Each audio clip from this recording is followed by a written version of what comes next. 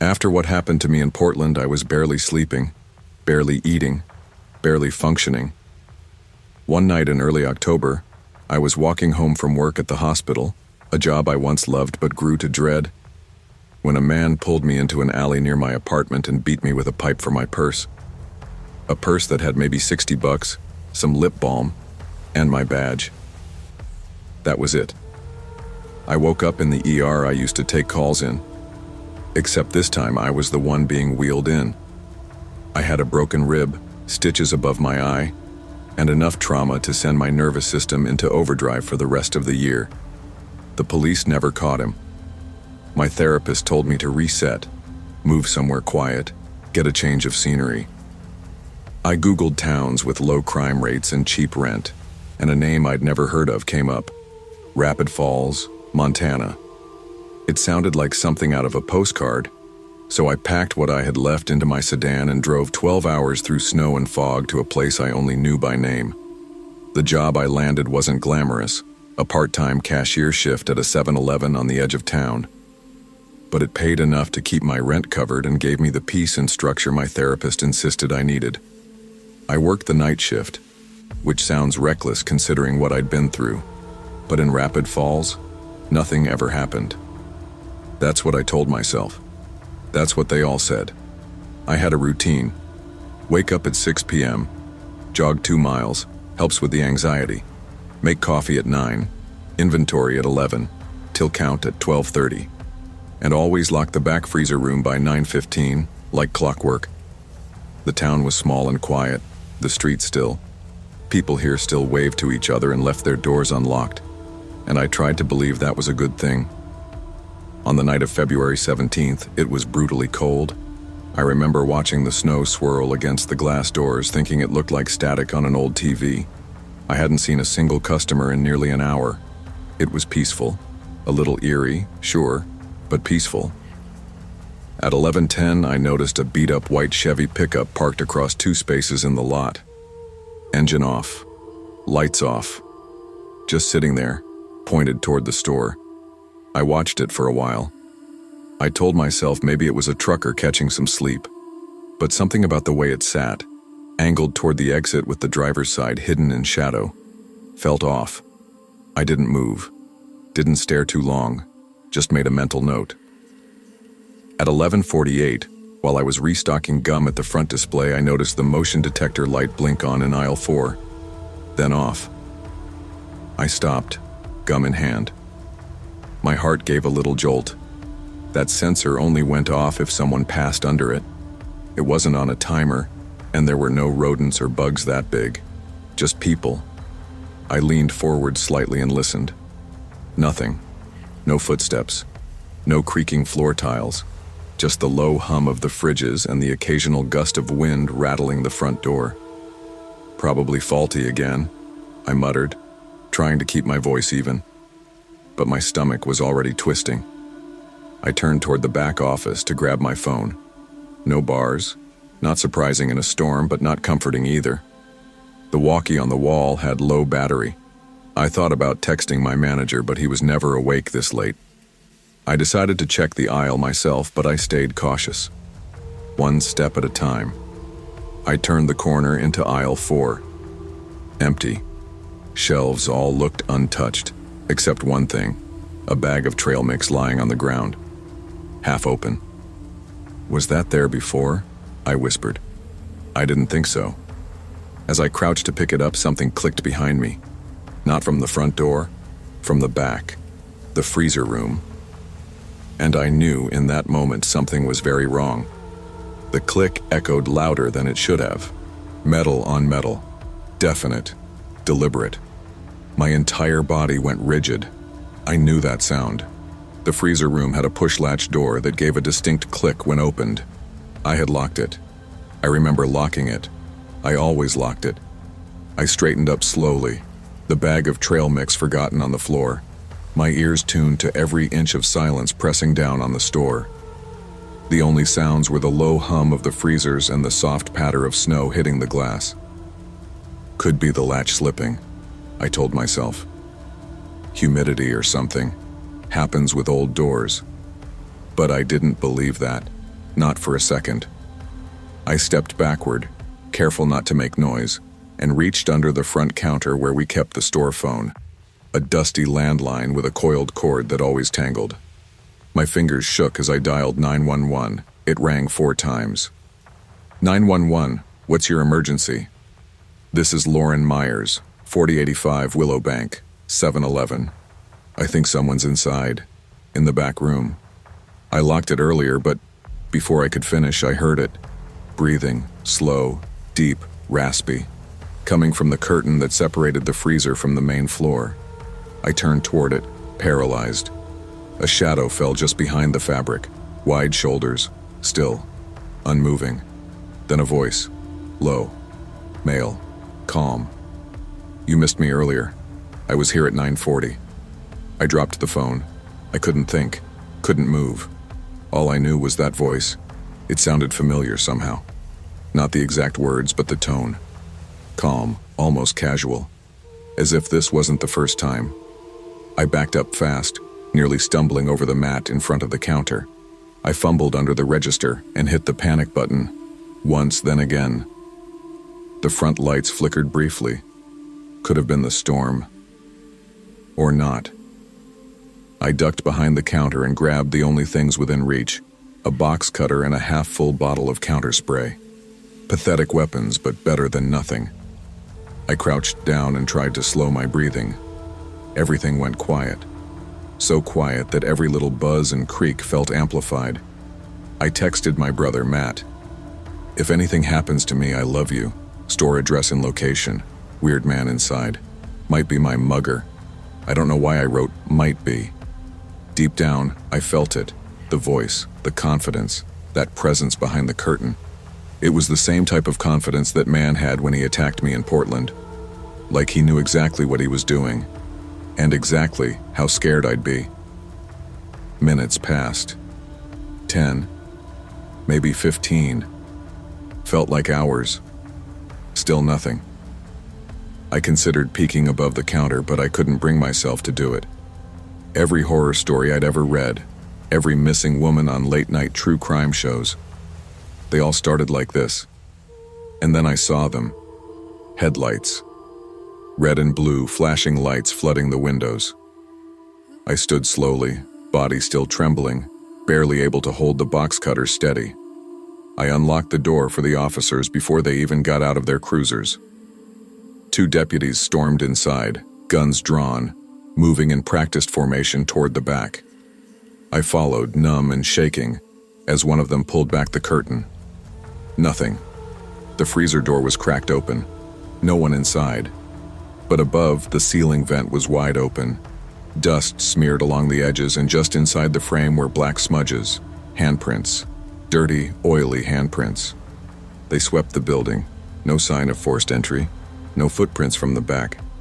But in the far corner of the storeroom, tucked between an old mop bucket and a stack of soda crates, was a 7-Eleven employee hat. Old, crumpled, from a different store in Idaho. And a phone. A burner. I broke down outside in the snow, crying into my jacket while one of the officers spoke softly, telling me I was safe now. But safe didn't feel real anymore. Not after that voice. Not after, "You missed me earlier." The following morning, the world outside the store was washed in cold light. Police tape still stretched across the glass doors, flapping in the wind like it had no idea how close it had come to being just a decoration. I hadn't slept. They'd driven me back to my apartment around 3 a.m., but I never even took my jacket off. I just sat on my couch with the TV on mute, watching local commercials flicker across the screen. Something about that felt safer. Meaningless noise. Faces I didn't know. At 8 a.m., my manager called.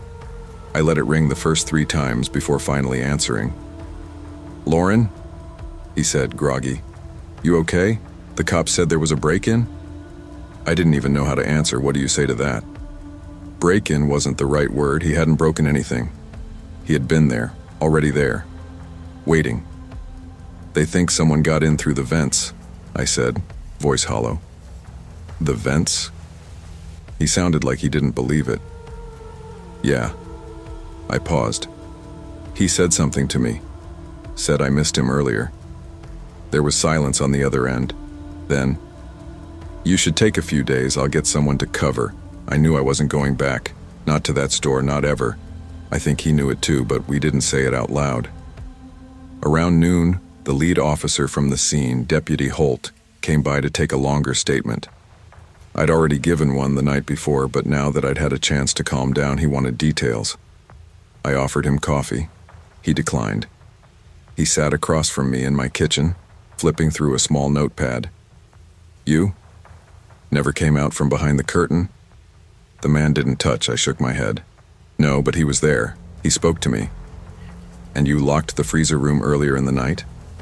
"Yes," I said, with more bite than I intended. "I always lock it." He nodded slowly. "Before your shift even started." There was a vent leading out to the alley. Could be he was already inside. That chilled me. I had checked the store at 10 like I always did. Could I have walked right past him without knowing? Then he told me something that made my stomach sink further. We ran the burner phone. No luck. But the hat, it's from a store in Twin Falls, Idaho. They had a similar report. Woman cashier, late shift. Lights flickered. Door ajar. She quit the next day, wouldn't talk to us. Said she just wanted to forget. I stared at him. "So this guy's been doing this for a while?" "We think so," Holt said. "Do anything." Quietly. No violence, just watching. Waiting. Sometimes he doesn't, and other times, I asked. He didn't answer. When he left, I locked all the windows in my apartment and covered the vents in my bedroom. It didn't help. I knew how thin the walls between safety and horror really were now, thin enough for a whisper to slip through. I didn't leave my apartment for days. Groceries were delivered. I turned off all alerts on my phone. Every noise became suspect. A car door slamming outside made me jump. A cough from the hallway had me grabbing the box cutter from my drawer. I even caught myself checking the ceiling of my kitchen at night, convinced I'd hear that click again. It became compulsive. I'd turn off the lights, go to bed, then get up 10 minutes later to scan the ceiling one more time. I tried going to therapy again, remote sessions. But every time I tried to talk about it, my throat closed up.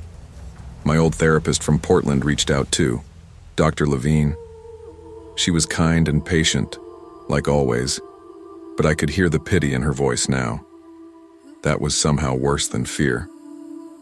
A week after the incident, Matt, my brother, drove in from Spokane. He didn't say much when he arrived.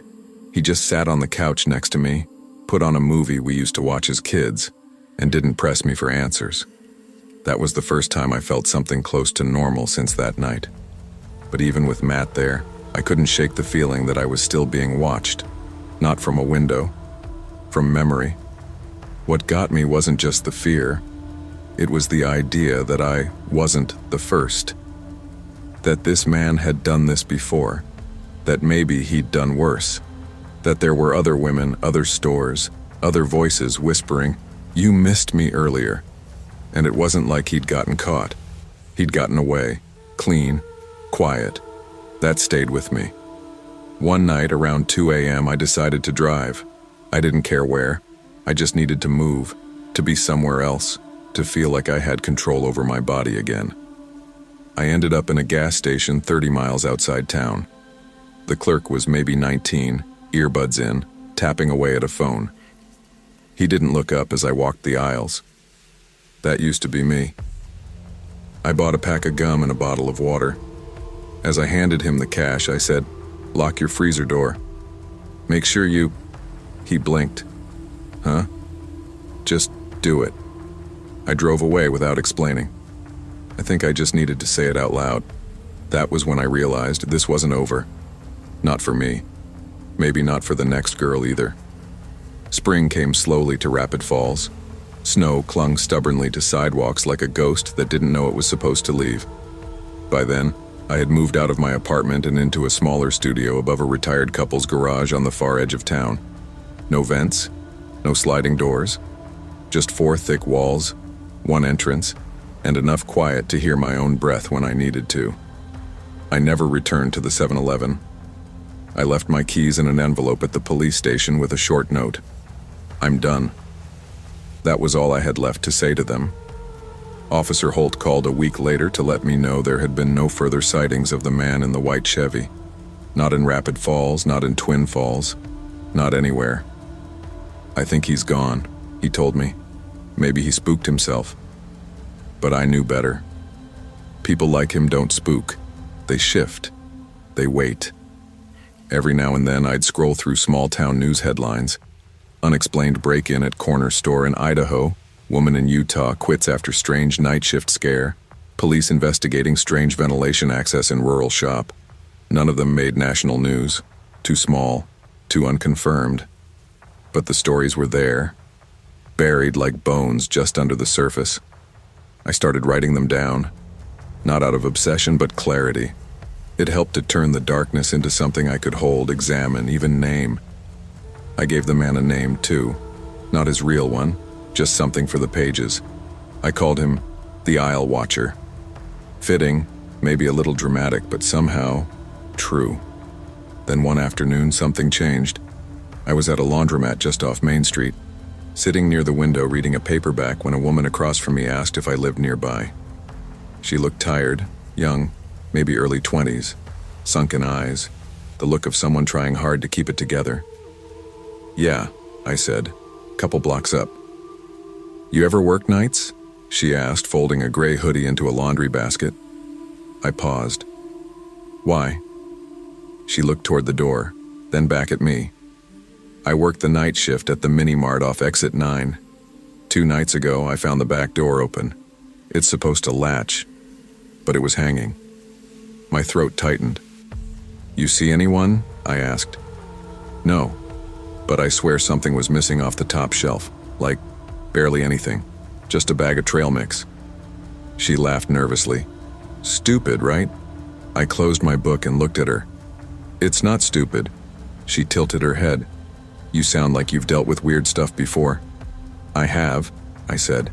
Then I gave her my name, my number, and told her something no one had ever told me. You're not imagining it, you're not paranoid, be careful. Lock everything. If anything feels wrong, trust that. She nodded. Didn't say anything right away, but her shoulders relaxed just a little. That was the moment I realized something important. I couldn't control what had happened to me. I couldn't undo the night that man crawled down into my life like a shadow from the ceiling. But I could make sure others didn't feel alone when it happened to them. And for me, that was enough. People think trauma is loud, that it explodes and leaves visible wreckage. But the truth is, it's often quiet. It creeps into your routines, into your nights, into your breath. It settles into your silence and changes the shape of your trust.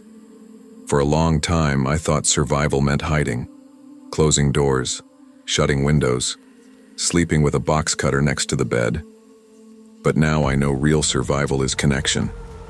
It's remembering you aren't the only one who's afraid, that someone else might be sitting behind a counter, staring into a dark aisle, wondering if the breath they hear isn't theirs. What happened at the 7-Eleven didn't break me. It changed me. And in a strange way, it gave me purpose. Always trust your instincts, even when the world tells you you're imagining things. Fear isn't weakness. It's a signal. Listen to it. Honor it. And when you survive something that tried to undo you, speak. Because your voice might be the lifeline someone else needs to hear in the dark. I never thought I'd end up back in Harrow. It's the kind of place you forget on purpose. 1 high school, 2 gas stations, and a handful of memories I'd spent most of my 20s trying to suppress. But when Mom passed away and Dad started forgetting the names of everyday things, what day it was, whether he'd already eaten, I didn't have a choice. He couldn't be left alone, not anymore. So I packed my life into boxes and drove the 9 hours from Sacramento to Pine Valley Road. The old house looked smaller than I remembered. The paint was still chipped in the same places. The mailbox leaned just a little more. The kind of decay you don't notice until you've been gone a long time. Dad, Walter, greeted me like he was just seeing me after a long day at work, not like we hadn't spoken in months. He smiled too brightly and held on a little too long when he hugged me. But that's how it started. A dozen tiny losses, one by one, until the man who taught me how to ride a bike and fix a spark plug was just a passenger in his own mind. On April 14th, we went into town for a doctor's appointment. The usual round of questions, memory tests, and polite nods from the nurse who clearly didn't think he'd improve. By the time we were driving back home, the sun was already dipping below the hills. That's when he said it. "Let's stop here. I want soup." I looked over and saw the flickering neon of the old 7-Eleven up ahead on Buckridge Highway. "They don't sell soup, Dad." "Yes, they do," he snapped, with a fire I hadn't heard in years. "Always got the clam chowder." "Every Wednesday, your mother," I almost corrected him. Mom hated clam chowder, but something in his tone, it felt real, like he believed it down to the bone. Against better judgment, I pulled in. The parking lot was empty. Lights flickered in the store windows, a dull yellow glow that made the place feel older than it should. But I figured if it brought Dad some small joy, even if it was built on broken memory, it was worth the stop. The second we walked in, something felt off. Not like ghosts or cold spots, just wrong. Like the place wasn't expecting us. The hum of the overhead lights sounded too loud. The air smelled like something metallic and warm, like old copper left in the sun. A man stood by the coffee machine fidgeting with a cup, but he didn't look up. Behind the counter was a tall, skinny guy with slicked back hair and a name tag that read Kyle. He gave a lazy smile that didn't quite reach his eyes. "Evening. Cold one out, huh?" I nodded, just looking. Dad was already wandering toward the shelves, fingers grazing boxes and cans like they held something personal. I turned to grab a tea from the fridge, but when I looked back, he was gone. "Hey, Kyle," I said, walking up to the counter. "Did you see my dad? Gray coat, white hair?" He tilted his head, went toward the back, probably checking out the soup. "We keep it hot." I raised a brow. "Soup? You're kidding, right?" He just smiled. You'd be surprised what people find comforting. Chapter 2. I walked down the narrow aisle, calling out, "Dad?" No answer, just the distant hum of a fridge and the soft hiss of something cooking. I turned the corner and stopped dead. There was a small folding table. It hadn't been there moments ago. On it sat a silver tray of soup, steaming. Next to it, one paper bowl, already filled. And my father, seated on an upside-down milk crate, spooning the soup into his mouth like a man who'd been waiting years for it. "Dad," I said, moving toward him, "what are you doing?" He didn't look up. "She used to get this for me, every Wednesday." I froze. "What?" Then I saw it. Floating in the soup, half submerged, were a pair of gold-rimmed reading glasses. Mine. I'd left them in the glove box 10 minutes ago. I hadn't brought them in. "Is this your soup?" Walter asked softly. I thought it was mine. I turned, heart thudding, and found Kyle standing at the edge of the aisle. He hadn't made a sound. "He remembered something," Kyle said. Some remember what matters. That doesn't happen often. Most folks just forget. But what the hell is this? I snapped. "Who are you?" He didn't answer, just looked at my father with something close to pity or reverence. It was hard to tell. "Time's thin here," Kyle said. "Sometimes it folds, like pages in a book. You slipped in." I grabbed my dad's arm. "We're leaving." He resisted. "I have to finish. She's waiting." "No, she's not," I hissed. "She's gone." "Not here," Kyle said. "Not in this memory." I pulled him harder. The lights overhead flickered like a warning. The hum turned into a low, painful buzz. We ran. I shoved through the back exit, alarms wailing behind us. The night outside was darker than before, the parking lot seemingly stretched and unfamiliar. Our truck? Gone. And the glasses? They were in Dad's pocket. still wet. We stood in the dark outside the 7-Eleven, my breath coming out ragged, Walter trembling beside me. The emergency exit had dumped us behind the building, where the light from the highway didn't reach. No cars, no neon, just darkness swallowing the outlines of trees, the soft wail of the alarm already dying in the distance like it didn't belong to this world anymore. And the truck, gone, not stolen, just not there, as if we had never arrived. I checked my pockets. My phone was there, but no signal. Nothing. Not even a flicker of GPS. I pulled Walter close, trying to steady my thoughts. "Come on," I said. "We'll walk."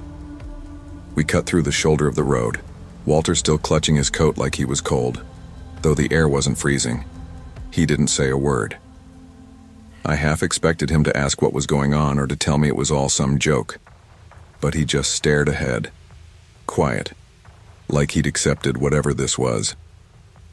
It took us 15 minutes to reach the nearest business with a light on. A diner closed for the night, but with a payphone still bolted to the side of the building. I called 911. An officer named Brewer picked us up 20 minutes later. Nice guy, mid-40s, thinning hair, too tired for this kind of nonsense. "You're saying the 7-Eleven was open?" he asked, glancing at me in the rearview mirror. "Because as far as I know, it's been closed all week. Power issues, electrical work going on, places locked up." "I'm telling you, we were inside, officer. There were people, a cashier, a guy named Kyle. My father ate soup in there. Says the place is pitch black," Brewer muttered. "Sent me over just in case, but the store was empty." Alarm went off about an hour ago. Dispatch, I didn't argue anymore. I was too tired. The moment you try to explain something that sounds impossible, people stop listening and start writing you off. Walter hadn't spoken since we left, not until 2:13 a.m. I heard him sobbing in his room. When I rushed in, he was sitting on the edge of the bed, shaking like a child, tears soaking into his palms. He looked up, eyes red-rimmed. "She's still in there," he whispered. "She made me soup every Wednesday." The next day, I visited the 7-Eleven in daylight. I told myself I wanted answers. Maybe I needed to prove it wasn't some shared hallucination or a bad dream. Maybe I just needed the world to feel solid again. The store sat dull and silent under a gray morning sky. Yellow tape fluttered on the glass doors. Inside, shelves had been cleared off. Wiring dangled from the ceiling. Dust clung to every surface like the place hadn't been touched in weeks.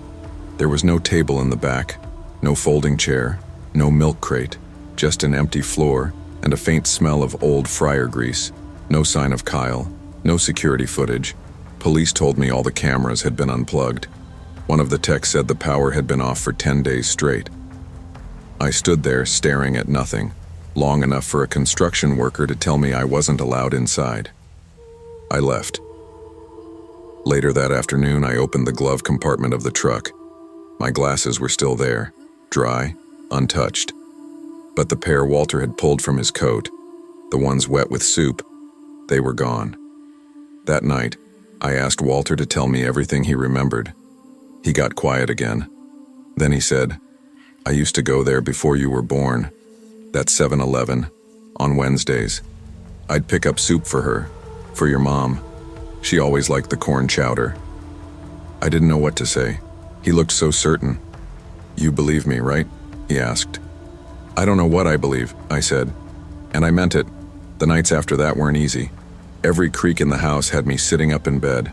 I started sleeping with the hallway light on like I used to after nightmares as a kid. And Walter? Well, he got worse. He started mumbling in his sleep. "She's still there. Soup's getting cold. Wednesday's almost here." At first I thought it was nonsense. Then I looked at the calendar. April 21st was a Wednesday. That day, I kept him busy. Took him out for lunch, played his favorite records, made sure he didn't nap too much. But as evening rolled around, I saw it in his eyes, this quiet pull, like something calling him back. I stayed up late keeping watch, sitting outside his door with a book in hand. And then, just past midnight, I must have dozed off. When I woke, the house was silent. His room was empty. The front door, unlocked. I jumped in the truck and drove straight to Buckridge Highway, tires kicking up gravel. The 7-Eleven was dark, dead. I pulled around to the back. Nothing. No sign of anyone. But on the back steps were my glasses. Not the ones in my truck. The ones I wore that day. The ones I hadn't seen since. They were still wet. Sometimes, memories don't just live in our heads. They live in places, in objects, in the fabric of a moment. They can survive us, shape us, and if we're not careful, consume us. I don't know what happened at that 7-Eleven. I don't know who or what Kyle was. But I've stopped trying to make sense of it. Some memories don't fade. Some doors, once opened, never quite shut. I didn't want to go out that night. Not because I had plans or anything better to do, I just didn't have the energy to pretend I was fine. My knee was still swollen from standing 8 hours at the register. I was limping worse than usual, and every time I sat down for more than 5 minutes, I could feel the ache set deep in the bone. My friends, if you can call them that, had been bugging me all shift to go out afterward. Just pancakes, Kara had said. Comfort carbs. It'll make everything better. Late night diner run, greasy booth, bad coffee, and a stack of I almost said no. But Jess was driving and already halfway to guilt-tripping me, and honestly, sitting alone at home nursing my knee didn't sound like a better option. We clocked out just after 2 a.m., tired, restless, and still in our work clothes. Jess's car smelled like fries and stale perfume, but I didn't complain. On the way to the diner, she suggested we stop at 7-Eleven, Gatorade or something, the place on Larkspur. Just for drinks, she said. I knew the one. It sat across from an old auto shop, surrounded by mostly empty businesses, the kind of place that always looked open but rarely had customers. The lot was dim and mostly vacant except for a silver Nissan parked diagonally across 2 spaces. Something about the way it was parked bugged me. We pulled in. The store lights were harsh and overbright, buzzing with that annoying hum cheap fluorescents make. I stayed in the car for a second longer than the others, breathing through the sharp sting in my knee. Then I followed them in, slow and dragging my weight to the right. Inside, it was way too quiet. No music, no chatter, just the 3 of us, and them. 2 guys, standing in aisle 5, backs mostly turned, hoodies up despite the heat. One of them had his hand jammed deep into his pocket, face half hidden. The other kept glancing sideways at us like he wasn't reading labels so much as watching. I felt it instantly, that quiet warning your body gives you before your mind can make sense of it. I told myself I was being paranoid. Then he spoke. You limping? I froze. He was right next to me. I hadn't even seen him move from the aisle to the fridge. What? I said. Your leg. You okay? His voice was flat, not concerned, more curious, like he was cataloging information. I'm fine, I said, backing up a step. No need to be rude, he muttered. Something in his tone, cold and toneless, made my skin crawl. I turned, found Jess near the gum rack. I gripped her arm. We're leaving. What happened? I said we're leaving. I didn't wait. I limped straight out the door, heart pounding harder with each step. Behind us, I heard the door chime again. Get to the car, I said, louder now, urgency overriding the pain. Now. They saw my face and they didn't ask questions. Kara practically ran past me. Jess fumbled for the keys as we all slid into the Hyundai, the engine still warm from the drive. I looked back. The guy, hoodie still on, face still shadowed, was following. But not running, just walking, fast, measured, controlled, like he knew he didn't need to rush. He's coming, I whispered, as Jess cranked the engine. Go. Now. The car jolted backward. I winced as my knee banged against the glove box. Jess pulled onto Larkspur in one sharp motion, tires skidding slightly against the gravel edge of the lot. No one spoke. In the side mirror, I saw him pause near the Nissan. He didn't get in. He just stood there and watched. No chase, no weapon. Just a lingering stare that pierced more than any words could have. Jess drove for 10 minutes before anyone said anything. "What the hell was that?" Kara finally asked, her voice tight and high. "I don't know," I said. "But he was watching us the whole time. They weren't shopping." "What if they followed us from work?" Jess said. "I didn't see anyone behind us on the way here, but..." We went quiet again. The plan for pancakes was officially dead. Back at my apartment, I iced my knee and tried to replay it all in my head. The way they were standing. How quiet it was inside. How no one else came in the store the whole time we were there. Every time I thought about his voice, flat, like it wasn't human, I got that tight feeling in my chest again. I barely slept. Every little sound made me sit up, eyes darting toward the door. I pulled a chair in front of it, just in case. By morning, I decided to call corporate. I don't know what I was expecting. Maybe to confirm something normal, like the cashier was new or they'd had security issues before. Anything to make it feel less surreal. The woman on the line was polite, helpful, until I mentioned the store. "The one on Larkspur," I said, "across from the auto shop." She paused. I heard her keyboard stop clacking. "There's a store on Larkspur?" she asked. "Yeah, we were there last night, around 2:30 a.m. Her voice dropped. "That store's been closed for renovation since April." I sat upright. No, it was open, lights were on, freezers running. We were inside. Another pause. Then she said carefully, "That's not possible. The power was shut off last month." I told the girls the next day. Neither one believed me at first. "It had lights," Kara argued. "How would it be open without power?" "I don't know," I said, mentioned the location. But the woman was serious. She sounded confused when I even... "Maybe someone's squatting in there," Jess said, "or using it for something else." We tried to rationalize it, but nothing stuck. I checked the location again online. No hours listed. No photos newer than March. The weirdest part? When we drove by again the next weekend, it was boarded up. Windows covered in plywood. Chains on the doors. The Nissan was gone. There wasn't even a trash can out front. I haven't gone back since. Neither have they. But sometimes when I'm out late, grocery shopping after work or getting gas, I feel it again. That quiet, crawling sensation. Like eyes tracking me from somewhere just beyond my periphery. Like I'm being watched not by someone, but by the moment itself. Weeks later, my knee healed enough that I stopped limping. But I still think about that night. How fast everything shifted. How quickly something could go wrong. How subtle a threat could be. I never saw his face. I never saw a weapon. But somehow that was what made it worse. He didn't have to chase us. He just had to be too close. That's the part that sticks with me. How quiet it was. How calculated. Like we walked into something that wasn't meant for us. Was it a setup? Were we bait? I'll never know. I haven't been to a 7-Eleven since. Not all danger is loud or obvious. Sometimes the real threats are the quiet ones. The ones standing just a little too close. Watching just a little too long. Trust your instincts, they're rarely wrong. And never ignore the moment your body says, something's off.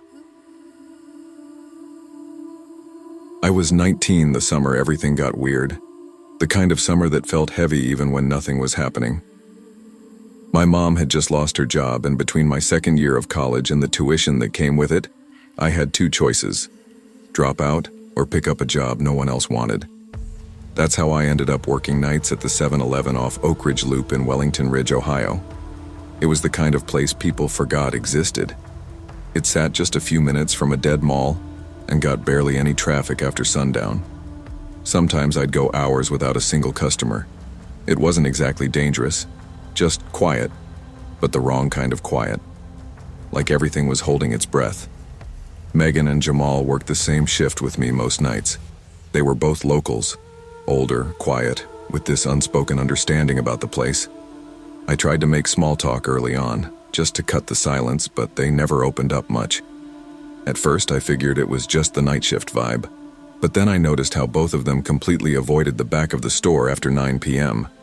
There was no real back room at this 7-Eleven, just a section past the shelves, closed off by a plastic curtain. You'd have to push past it like you were walking into a busted car wash.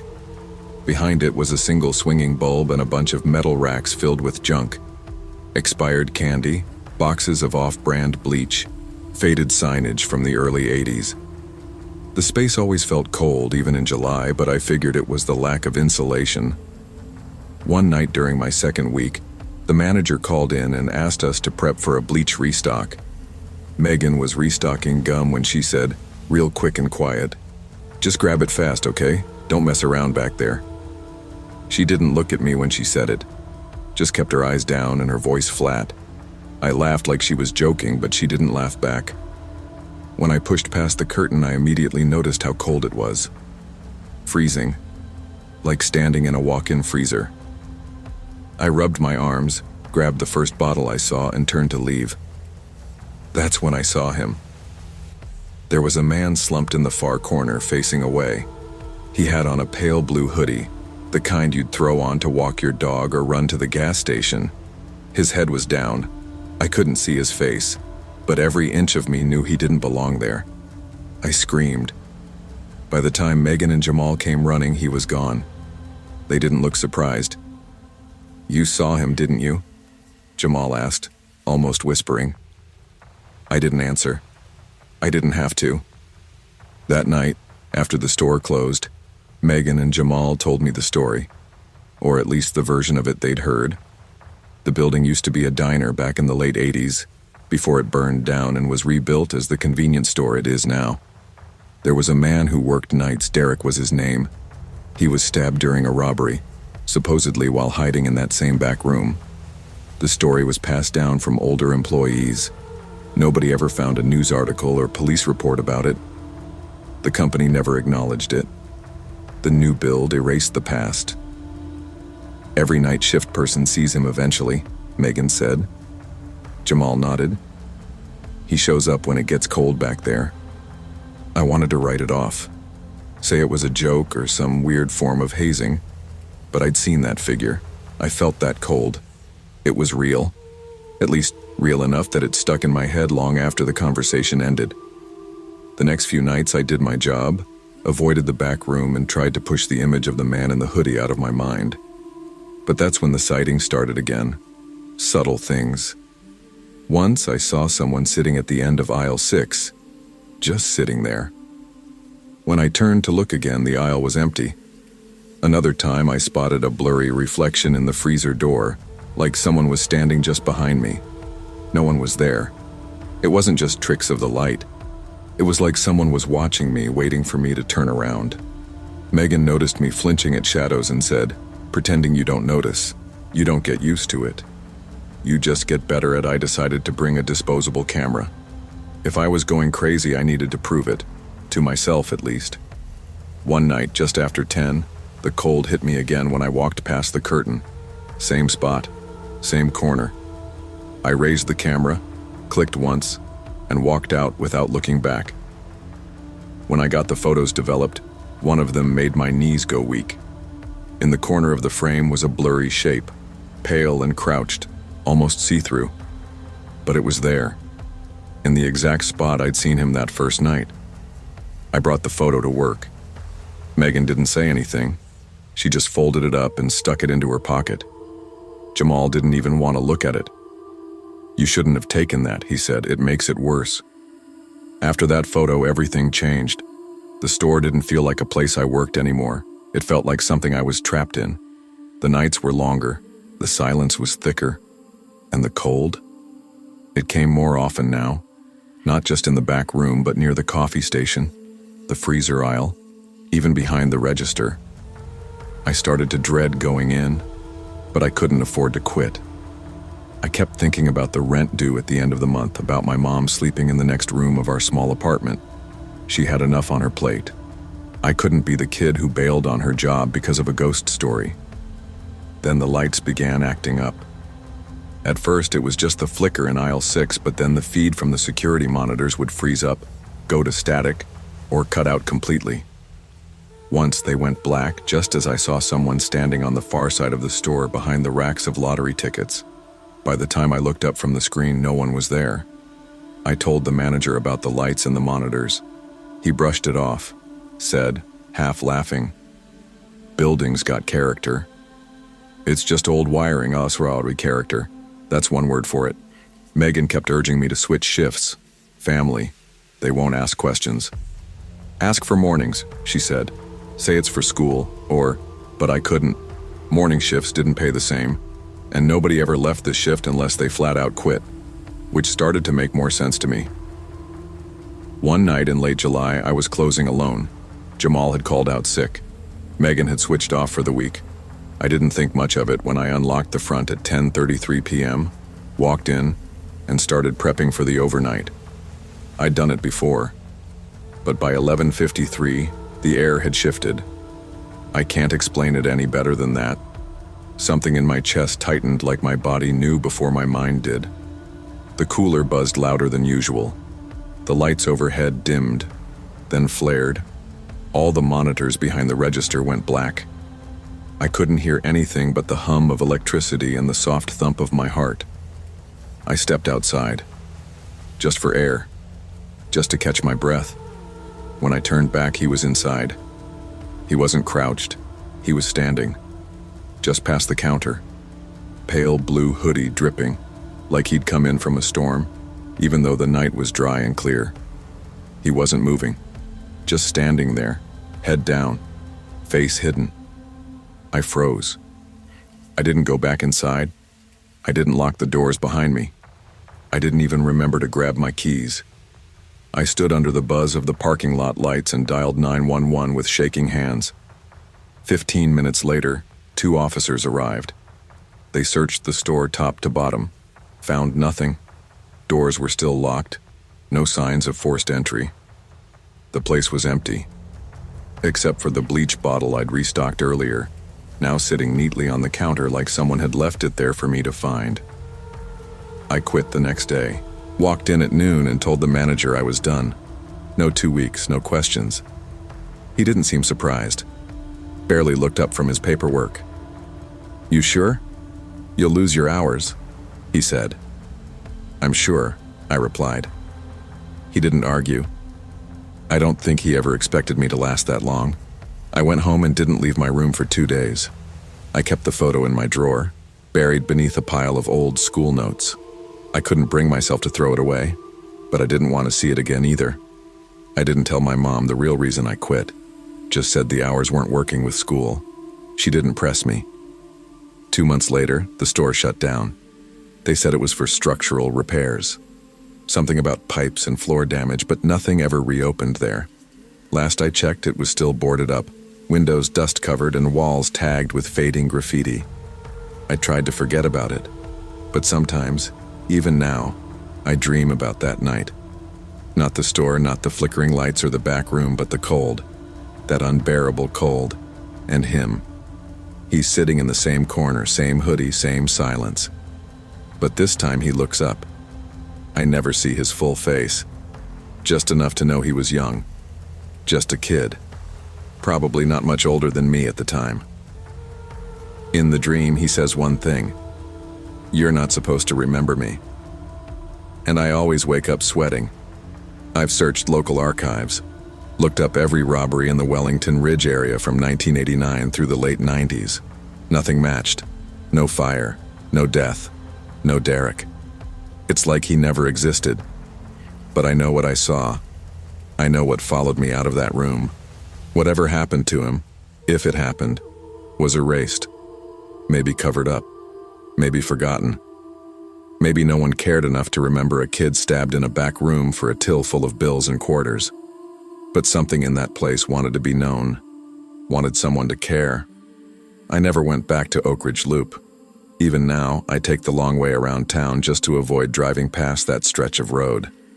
I don't know if it's fear or just a heaviness that sits on my shoulders whenever I think about it. A part of me still feels tethered to that place, like something unfinished was left behind. I never told anyone the whole story until years later. You say something like that out loud, and people look at you different, like you're broken, or lying, or both. But the longer I stayed quiet, the more it built up in me, like a pressure valve ticking louder each year. So I started writing it down. Just the truth. No embellishments, no drama. Just what happened, as I lived it. Because no one else seems to remember Derek. No one else was looking for him. And if I don't say his name, who will? There's still no official record. No obituary. No missing persons file. I don't know if the story Megan and Jamal told me was exactly true, or if it had changed through word of mouth over the years. Maybe Derek wasn't stabbed. Maybe there was no fire. Maybe he just disappeared one night on the job and corporate scrubbed it clean to keep the brand alive. But the feeling of that place, the cold, the flickering lights, the silence that seemed too loud to be natural, it was all real. The fear was real. That moment when I saw him standing inside, soaked and still, was the most real thing I've ever felt. Sometimes I think about him more than I should. Not as a ghost, but as a person. A kid with a job he probably didn't want, trying to make rent just like I was. Maybe he was working towards something. Maybe he had people waiting for him. Maybe nobody ever came looking when he didn't come home. That thought stays with me. We move through the world assuming everything gets remembered, that everyone gets a headline or a eulogy or a funeral. But most of us fade, and some people, like Derek, don't just disappear. They're erased. It's strange, the things that linger. I still have the photo. It's yellowed now, curled at the edges, and the figure is even harder to see than it was before. But I know he's there. I don't dream about the store anymore. I haven't in years. But when I walk alone at night, sometimes I feel that old familiar chill crawl down my spine. And I hear his voice again, soft and tired. You're not supposed to remember me. But I do. And I will. Some stories go untold. Not because they aren't true, but because no one bothers to remember them. We live in a world that moves fast and forgets faster, where the overlooked and the unseen disappear without a trace. But memory is a kind of justice, and remembering, even quietly, is a form of care. Don't ignore what others try to erase. The shadows we pretend not to see often carry the truths that matter most. Sometimes, the only thing keeping someone from being forgotten is one person willing to say, "I remember you." I never expected to be alone working the graveyard shift at that sleepy 7-Eleven on Dahlia Street in Tannersville. Yet there I was, 19 months after quitting college and more than a few disappointing moments with my dad's expectations. I'd flunked classes, moved out of jobs, and lied about rent payments. When the opener called in sick and the manager begged me to cover the late shift until 2 a.m., I went. No swagger, just desperation. I needed to prove I could handle responsibility. On September 9th, 2021, at exactly 11:13 p.m., I clocked in. The place was dimly lit, nearly empty. One soda cooler humming, the coffee station blinking in neon. I started unloading a delivery, half listening to the hum of the store lights, planning out my night. Then a man walked in. No bag, no phone, no wallet. Just a heavy gray hoodie pulled tight over his head and a cough like he had a chest full of gravel. He didn't buy anything. He didn't even glance at the snacks. Instead, he paced the aisles, eyes quickly scanning, never stopping. The silence between each turn made my heart feel louder. I stepped from behind the counter, offering the standard greeting. "Can I help you find something?" The man stopped. He looked at me directly with a steady gaze, too steady. "The back yet?" he asked. "You cleaned up?" My pulse jumped. "The back? Why would a customer care about my mop closet or storage hall?" His voice was calm, almost bored, but those words sank into me like ice. I nodded, unsure how to answer. Then he turned and left without buying anything, disappearing into the night. My skin crawled. I locked the front door from inside, per store policy. Solo night shifts required it if you felt uneasy. But locking that door felt more like building a prison than keeping out a threat. I walked to the rear of the store, heart hammering. I passed the cooler, glancing at its frosted glass panels where reflected neon shapes danced. I tried to steady my breath as I approached the mop closet and storage door. The air felt thicker, and I heard a faint scratching coming from behind the locked door. My chest slammed with adrenaline. I slowly opened it. Margin enough to peek inside. Empty. No mop, no rat, no sign of disturbance. But the scratching stopped the moment I looked. I blinked. My limbs shook, but I forced myself to keep going. I backed away from the mop room and turned toward the emergency exit at the back of the store. That's when I saw it. A smear of fresh blood, glistening faintly under the fluorescent lamp, tracked across the push bar. Not bright red, but darker. Persistent. I wanted to run, but I couldn't. I was stuck, pulled between terror and logic.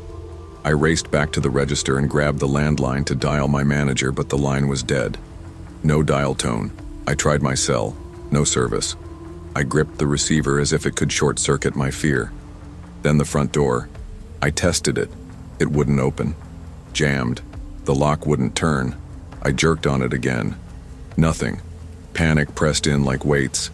And then came the knock from inside the cooler. I whipped around. There it was, the glass beer cooler, frosted over, nearly opaque. Someone had exhaled on the inside, fogging the glass. At the center of one panel, a finger traced a single, slow circle in the condensation. One deliberate gesture into my world. Time blurred. I backed up, shaking, grabbed the spare key from under the register. I tried the front door again. Still stuck. Jammed. Maybe sabotaged. I realized then that locking it earlier might have been a mistake. Footsteps echoed behind me in the aisle. I spun. Empty. Every instinct screamed at me to flee. Uneven breathing rattled through my chest. I thought about the chains on the delivery door behind the store. Lucky that they were old and relatively easy to yank. I turned and sprinted toward them, but stopped when I noticed something different hanging nearby. A heavy gray hoodie, just like the man's hoodie, draped on the coat hook near the exit, and on the chest was a name tag.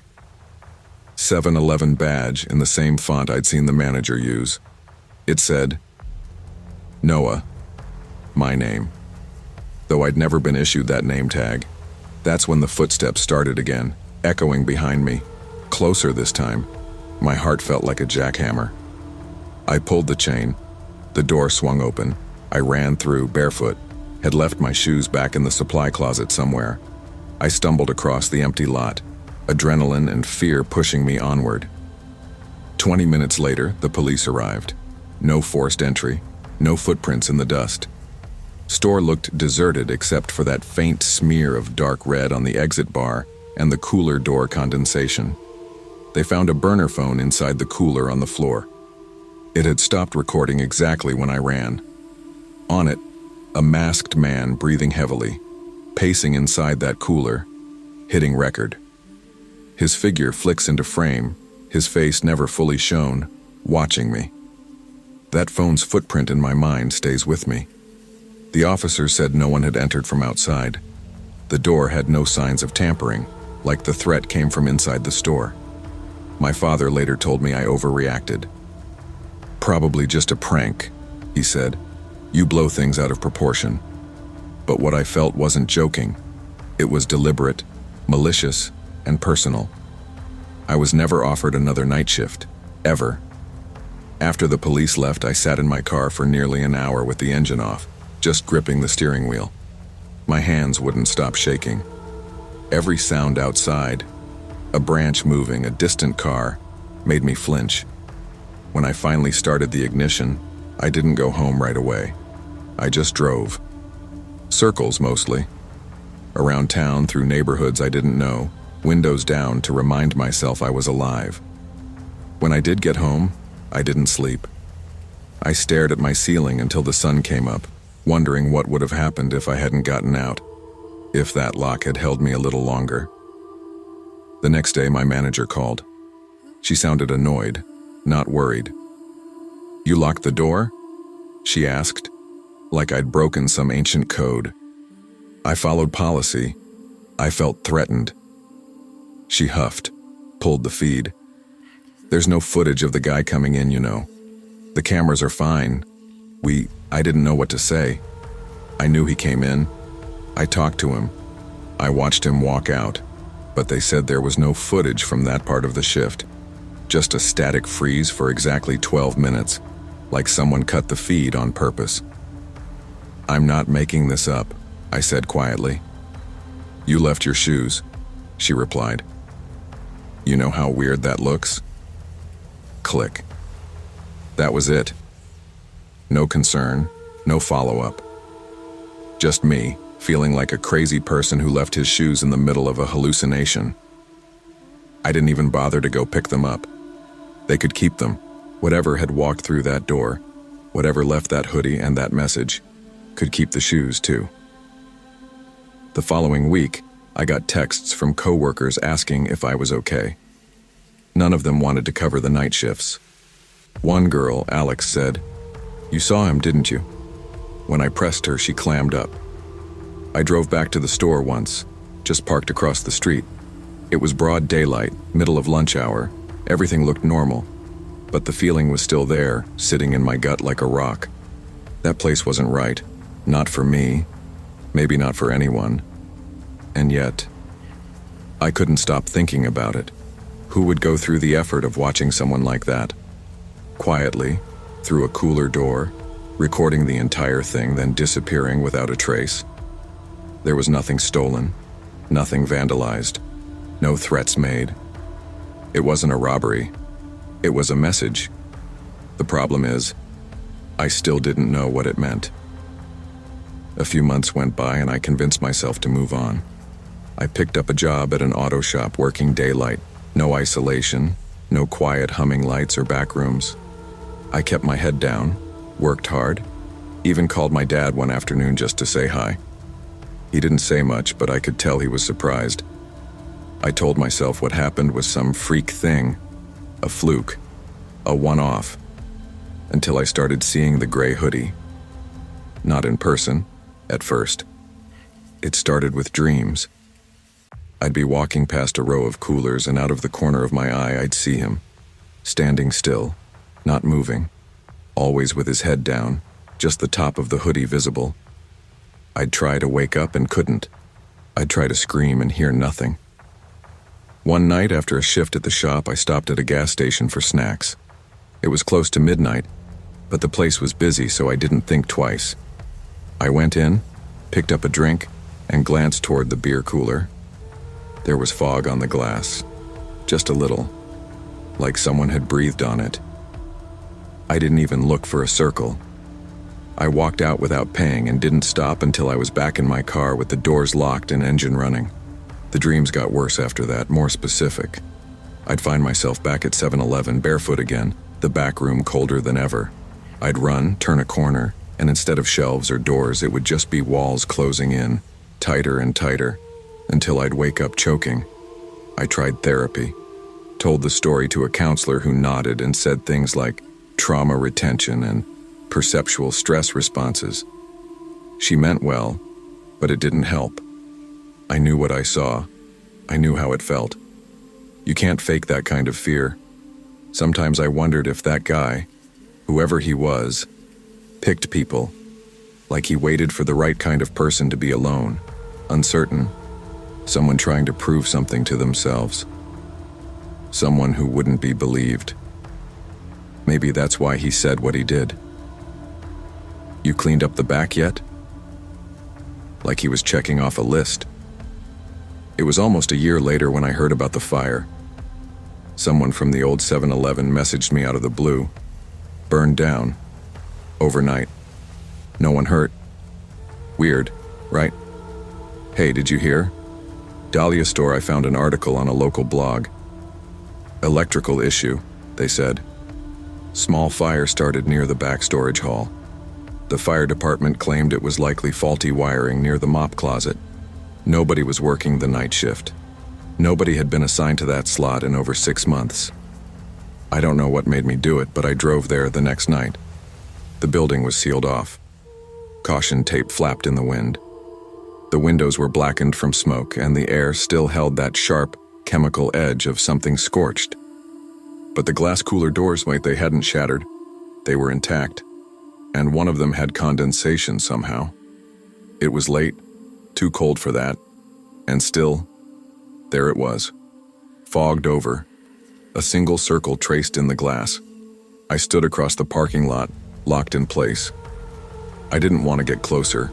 I didn't want to see what else might be waiting for me if I did. But I also knew I wasn't the same kid who locked that door a year ago. I wasn't trying to prove anything anymore. Not to my dad, not to myself. So I walked. Up to the glass. I waited. Nothing happened, no movement, no face behind the fog. Just me and the quiet hum of the street lamp overhead. Then I noticed something odd on the sidewalk. A scrap of paper scorched around the edges. I picked it up. It was part of a schedule sheet. Old. Faded. Dated September 9th, 2021. My name was highlighted, handwritten in red pen. I didn't take it with me. I left it there, next to the door, and walked back to my car. On the drive home, I kept thinking about the burner phone, the man in the mask, the hoodie on the wall with my name.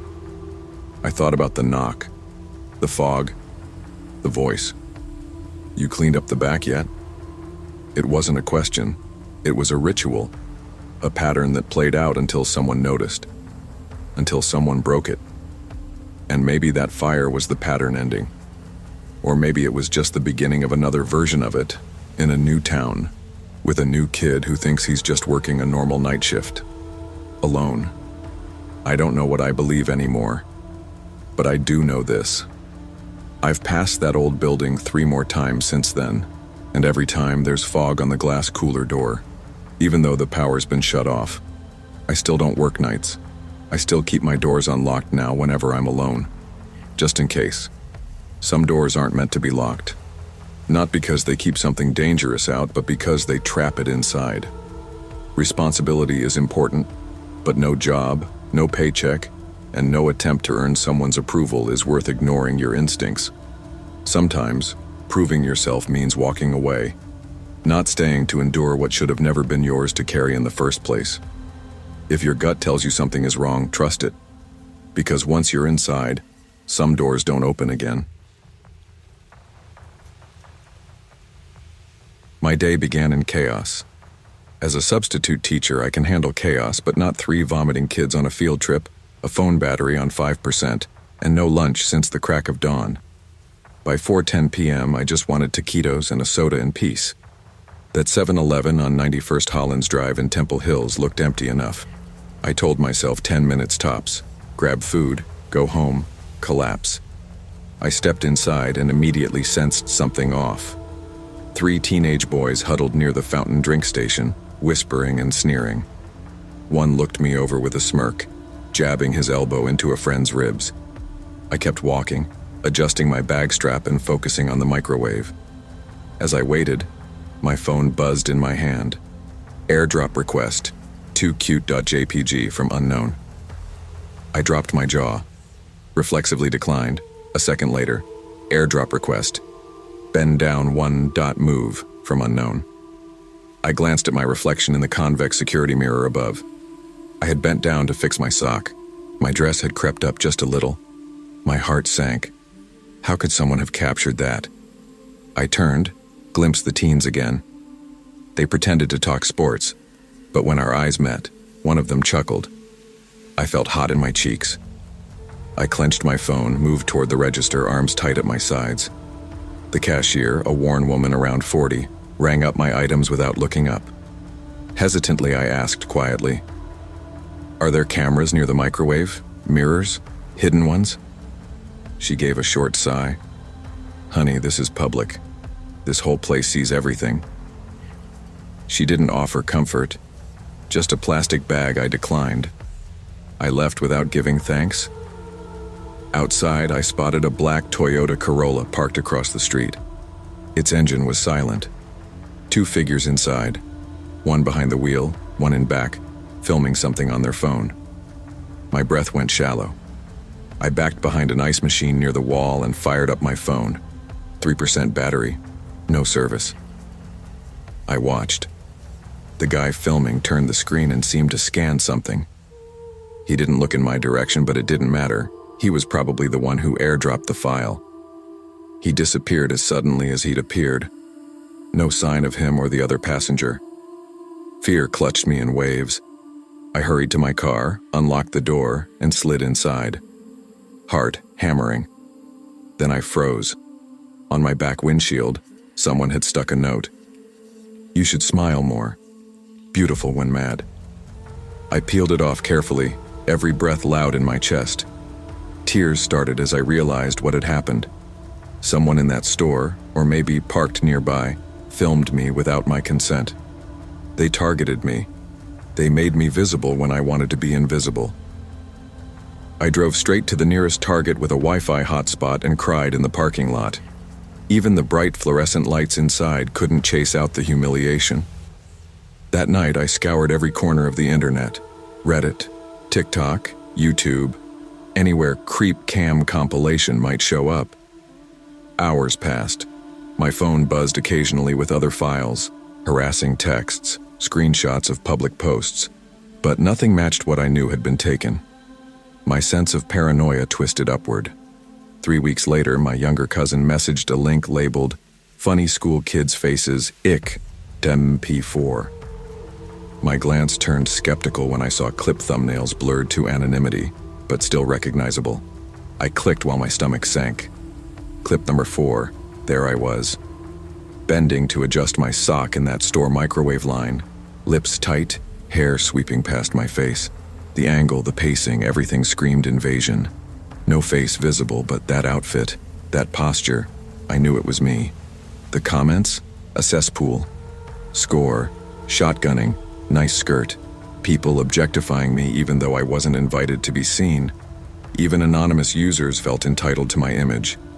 I deleted everything.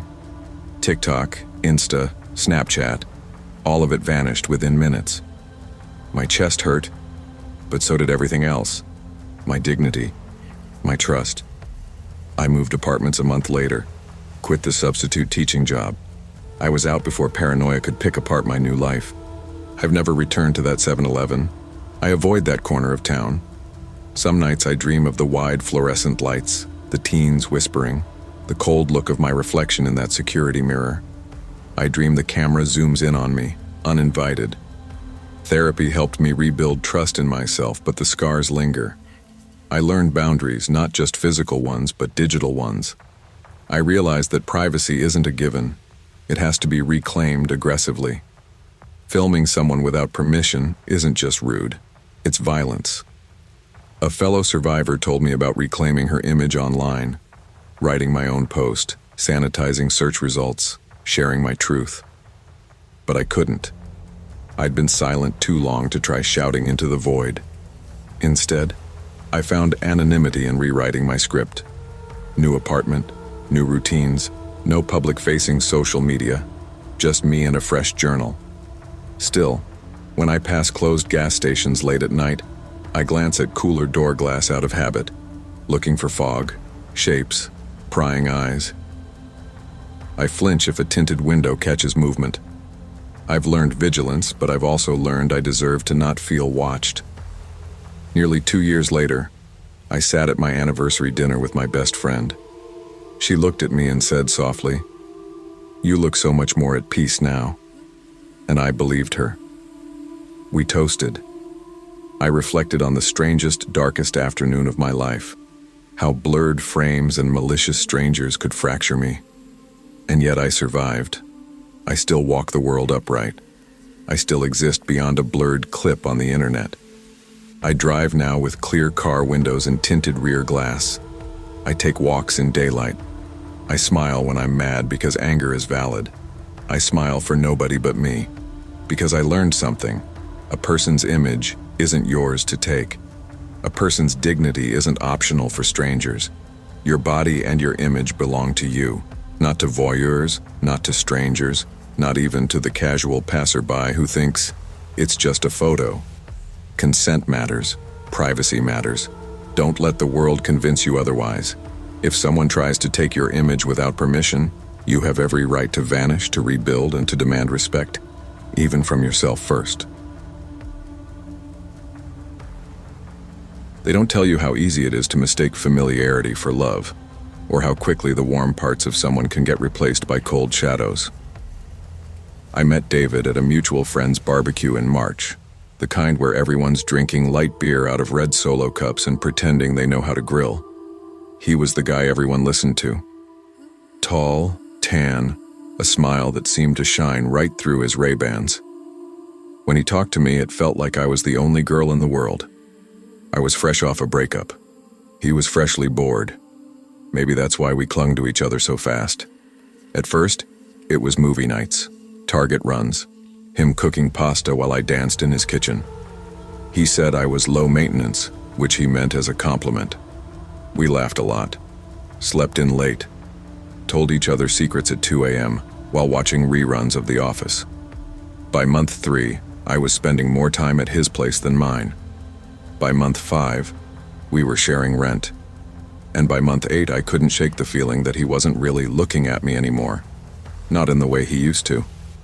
The night it happened, we were supposed to just grab snacks and chill. It had been a long week at work. I was tired.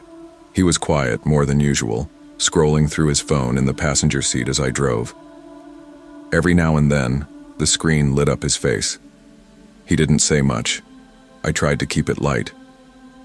"You want hot Cheetos or those sweet chili Doritos?" I asked as we pulled into the 7-Eleven lot. It was one of those rundown ones on Franklin and 3rd, the kind that always smelled faintly like burned coffee and stale gum. No answer. Inside, the place was mostly empty. Just a cashier behind the counter and an old man buying lottery tickets. I headed straight to the chips aisle. I figured David would be behind me, but when I turned around, he wasn't. I found him near the drinks, with her. I knew who she was before I even fully saw her. The girl from his building. The one with the gym selfies. The one who kept reacting to his Instagram stories at 1 a.m. 2 weeks ago, I had asked him about her.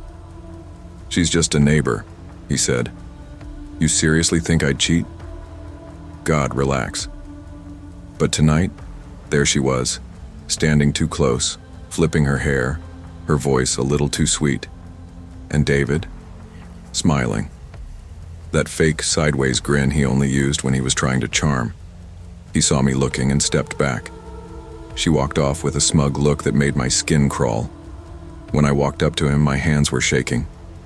"Why was she here?" I asked, voice already breaking. He scoffed. "You serious right now?" She said hi. "I saw the messages, David. You lied to me." "You're acting crazy," he said too loud. I hated when he said that. It made the whole thing feel fake, like my feelings were a costume I put on to ruin his night. And then everyone was watching.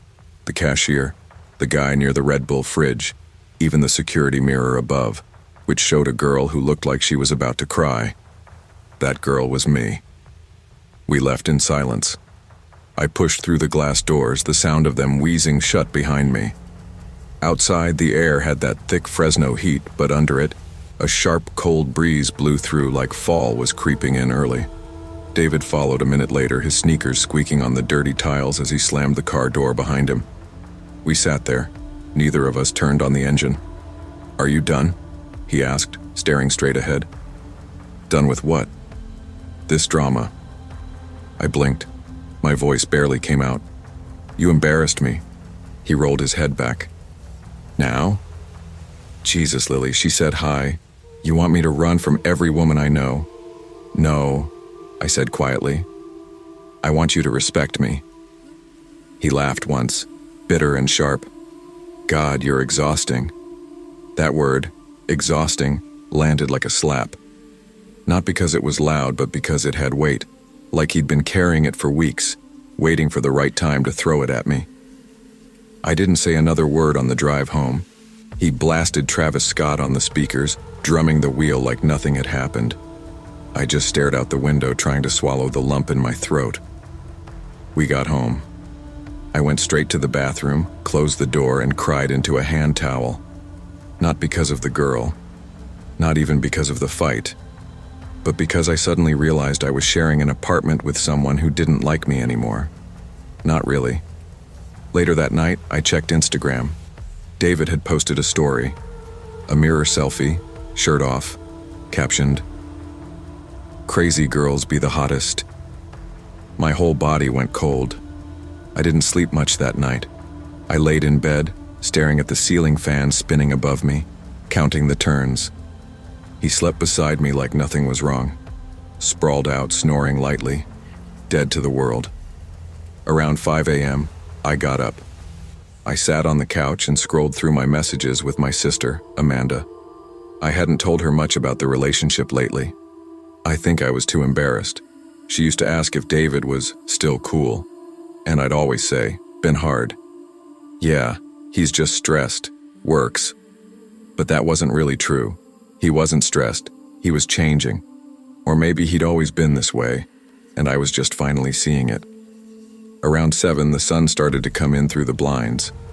I stood up, went to our shared closet, and pulled out my duffel bag.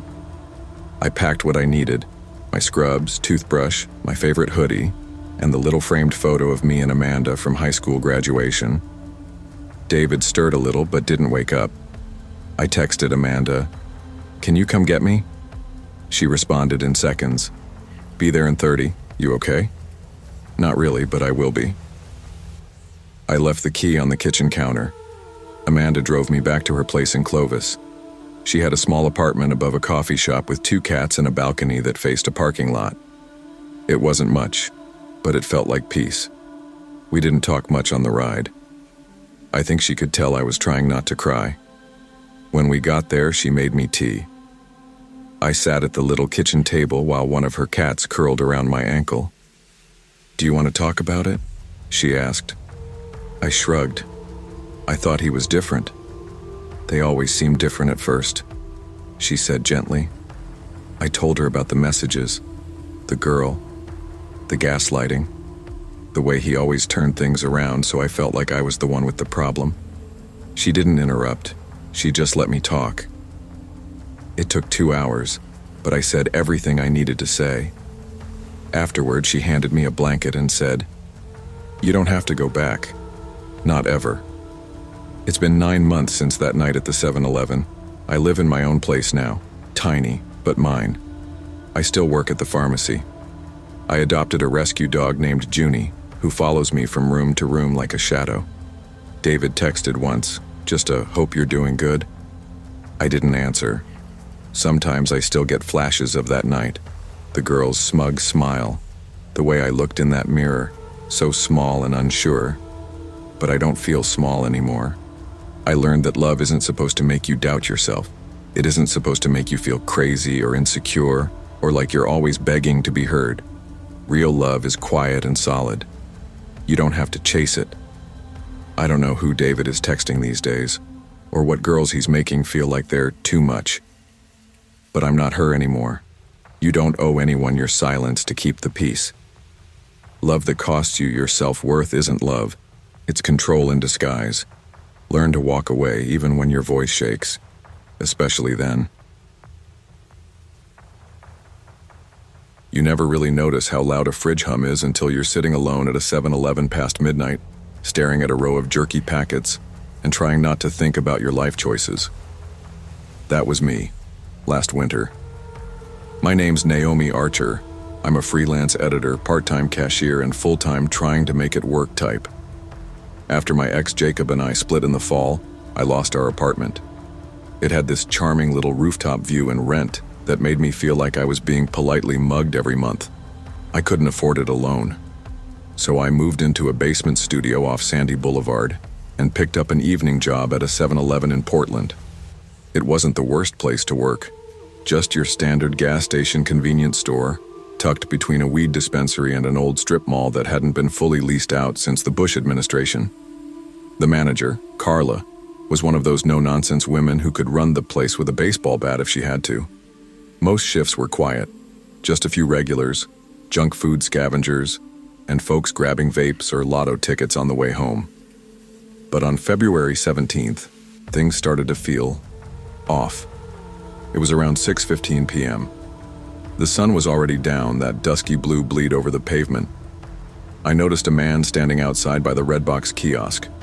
He wasn't renting a movie, wasn't even pretending to. Just standing there, pacing a little, then kneeling like he was tying his shoe. Except he wasn't wearing laces. He kept his head down, but I saw him glance toward the window. Toward me. Through the reflection in the glass, our eyes locked for a second. I tried to shrug it off. Weirdos happen. I mean, it's a gas station, not a Nordstrom.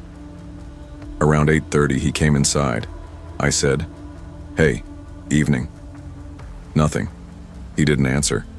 Just walked slow laps around the store, touched the ATM, picked up a Monster, stared at the label like it held state secrets, then set it back down. His fingers brushed across the counter before he left. Soft, almost thoughtful. I texted Thomas about it the next day when we switched shifts. He told me not to worry. "Probably just high or lonely," he said. "It's Portland. Half the city is either one or both." But the next night, he came back. Same jacket, same empty stare. This time, he bought gum, paid in crumpled ones. He stared at the card reader even though he didn't use it. When he left, I noticed the key hook behind the counter. There was a little row of labeled hooks. Bathroom, office, storage. The one marked storage room was empty. I couldn't say for sure if it had been missing earlier, but it hadn't registered until right then. I brought it up to Carla the next morning. She waved it off. Mop bucket. "Those keys fall behind the register all the time. You'll probably find it in the I didn't argue." But from then on, I started locking the bathroom door from the inside every time I used it. Something in my gut was waking up. That deep little voice we all have. The one that usually whispers but was now starting to shout. Something was wrong. I just couldn't prove it yet. Saturday night, February 19th. I was flying solo again. Carla liked to leave the late shifts to whoever she thought was tough enough not to care. That was me, apparently. I didn't mind it usually. The quiet gave me time to edit manuscripts or write my short fiction between customers. But that night, I wasn't getting any words out. I kept glancing at the security monitors, two grainy little feeds showing the front door and the back hallway. Nothing unusual, nothing helpful. It was about 10:20 p.m. I was behind the counter restocking the vape cartridges when the light flipped on in the storage room. It stopped me cold. That door should have been locked. I hadn't opened it. And the key, well, it still wasn't on the hook. I froze for a solid minute. Then I cleared my throat and called out, "Hey, back there's employees only." No answer. The store was dead silent except for the fridge hum and the occasional drip from the ceiling tiles. I leaned over and pressed the panic button. No click, no light. Nothing. I grabbed my phone. No bars. What the hell? Then slowly the storage room door creaked open. He stepped out. The man from the other night. But now he was different. The navy coat was gone, folded over his arm. He was wearing the old store hoodie, gray with a faded 7-Eleven patch, and a name tag. It said Matt. I don't know why, but that scared me more than anything else. Like he wasn't just someone in the store, but someone who belonged in it. Like the kind of ghost that pretends to be a memory. He didn't speak. He just watched me. Not angry, not smiling, just watching. I didn't scream. I moved. I ducked low, snatched the fire extinguisher off the wall and bolted out from behind the counter. As he stepped into the light, I hit him with a blind spray and used the cloud to run past him. I knocked over a rack of Doritos behind me, anything to slow him down, and sprinted to the back emergency exit. The alarm blared. The night air hit me like a punch, cold and wet and loud with rain. I ran straight to the weed dispensary next door. The bud tender saw my face and didn't ask questions. He locked the door and called the cops. When they got there, the store was empty. No man, no coat, nothing. The key was still missing. The back door? Unlocked from the inside. The police did what they could. Dusted some prints, checked the security tape. That's when things got stranger. The footage showed me, at the counter, restocking, but when they rewound to the moment the man should have stepped out. Glitch, a looping frame, the same 3 seconds of empty hallway, over and over. The officer said the file was probably corrupted. I didn't believe that. I never went back. Carla tried to get me to finish the week. Was probably just a break-in. "We'll get the lock replaced," she said. "Police think it." But I told her no. I told her to shred my W-2 and send my last check in the mail. That Sunday, I packed up my apartment. Even though the store was only 5 blocks from where I lived, it felt like it was breathing down my neck. Every time I stepped outside, I scanned the sidewalk for a navy coat. I started sleeping with my phone on my chest and a kitchen knife tucked under my pillow. I told myself I was being dramatic. Until Wednesday morning, I got a text from Carla. "Found the missing key. Was in your old locker. Weird." I didn't respond. I didn't even open the message for hours. It just sat there on my lock screen while I stared at the ceiling. I never kept that key. That locker was always empty except for a protein bar and a mini bottle of Advil. The next night, I got an email from an unknown address. Subject line, "Still here." No message, no attachments, just those 2 words. I deleted it without opening it. Then another came, 3 days later. Same subject, same nothing. I called the police again. Officer Reyes remembered me. "Could be spam," he said. "We can do. We can open a report, but unless there's a threat, there's not much. I think it's the man who was in the store." "Do you have his name?" "No." "Then we can't connect him to the emails, I'm sorry." I was tired of apologies. I left Portland by the end of March, moved down to Ashland. Smaller town, more artists, less shadows.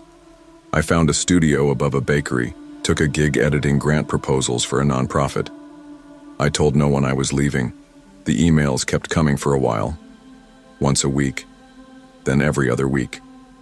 Same subject line. Always around midnight. Still here. There's something about those 2 words that can eat at you. They don't threaten, don't warn. They just linger. I stopped checking my inbox altogether. I changed my phone number, closed my old Gmail, even switched banks. For a while, it worked. Life started feeling normal again. I joined a writing group, made a few friends, started sleeping through the night. But sometimes, walking home late from a cafe or coming back from Trader Joe's, I still catch myself glancing over my shoulder, listening for footsteps, watching reflections in windows. Just in case. 6 months later, I saw him again. I was in Medford grabbing coffee before a client meeting. I was sitting by the window when a man crossed the street. Just a blur in a crowd. Navy coat. He didn't look at me. Didn't stop. But I saw it. The way he walked, the slight limp, the same shape. I didn't wait to see if he looked back. I stood, threw out my coffee, and left town. Again, I've learned to keep things packed. 2 duffels, a laptop, my passport. No address stays mine for too long. That's just life now. It's not about being scared. It's about listening when your gut whispers and acting before it has to scream. Sometimes the most dangerous people aren't the ones who jump out screaming, but the ones who watch, who study, who wait. When your instincts tell you something's wrong, believe them. Don't talk yourself out of it. Don't let others do it either. Your life might depend on it. The 4th of July used to be my favorite holiday when I was a kid. It meant backyard fireworks, burgers on the grill, and catching fireflies with my cousins until we couldn't keep our eyes open. That version of me feels like a ghost now. Last year on the 4th, I woke up in a hospital with blood on my knuckles and no memory of how I got there. My ex-wife, Lauren, had filed the final restraining order the next morning. That was the last day I saw my daughter, Abby. Since then, I've been clawing my way back from the edge. Rehab, court dates, a halfway house. I've been sober 312 days now, and the only thing keeping me on track is routine. I rent a studio behind a smoke shop in Mesa, Arizona. I work the overnight shift at a 7-Eleven off Southern Ave. I clean. I stock shelves. I make coffee for the bleary-eyed few who shuffle in at 2 a.m. to buy cigarettes and scratchers. Most nights it's quiet. I like quiet. That's why I noticed right away when something felt off. It started July 5th. I was already on edge from the fireworks. Loud bangs set off something in me. Not a memory exactly, just a surge of adrenaline I couldn't explain. The kind that makes your chest tight for no reason. Around 9:45 p.m., a man walked in. Tall guy, work boots covered in red dust, oil-stained mechanic uniform. His name patch read, Caleb. He had the kind of smile that was just a little too wide, like he'd practiced it.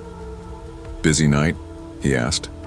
"Not really," I replied, scanning a box of Gatorades behind the counter. "You here all night alone?" I hesitated. "Pretty much." "You guys keep a gun back there or anything?" That one made me pause. I forced a smile. "Just me and the panic button." He nodded slowly, bought a fountain drink, paid in cash, walked out without another word. I watched him get in his truck, old Ford, rusted bumper, fuzzy dice swinging from the mirror.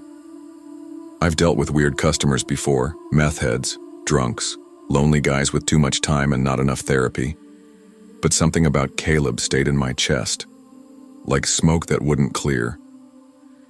Half an hour later, I heard the coffee pot bubbling. I hadn't touched it.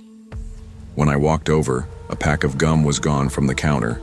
No bell, no door chime. I checked the back door. Still locked. I was sure I'd locked it, I always do. But I checked it again anyway, then circled the store like I was looking for a mouse in a maze. There was nothing. Just me. And the gnawing feeling that I wasn't really alone. Around 11:20 p.m., I went to mop up a spill near the slushy machine and saw it. A dirty boot print on the supply closet door. Smudged. Oil-soaked. Same pattern as the boots Caleb had been wearing. I didn't even hear the door open. I turned on every light in the store, walked every aisle twice, checked the cooler. Nothing. The place was still. I texted my manager, Rita.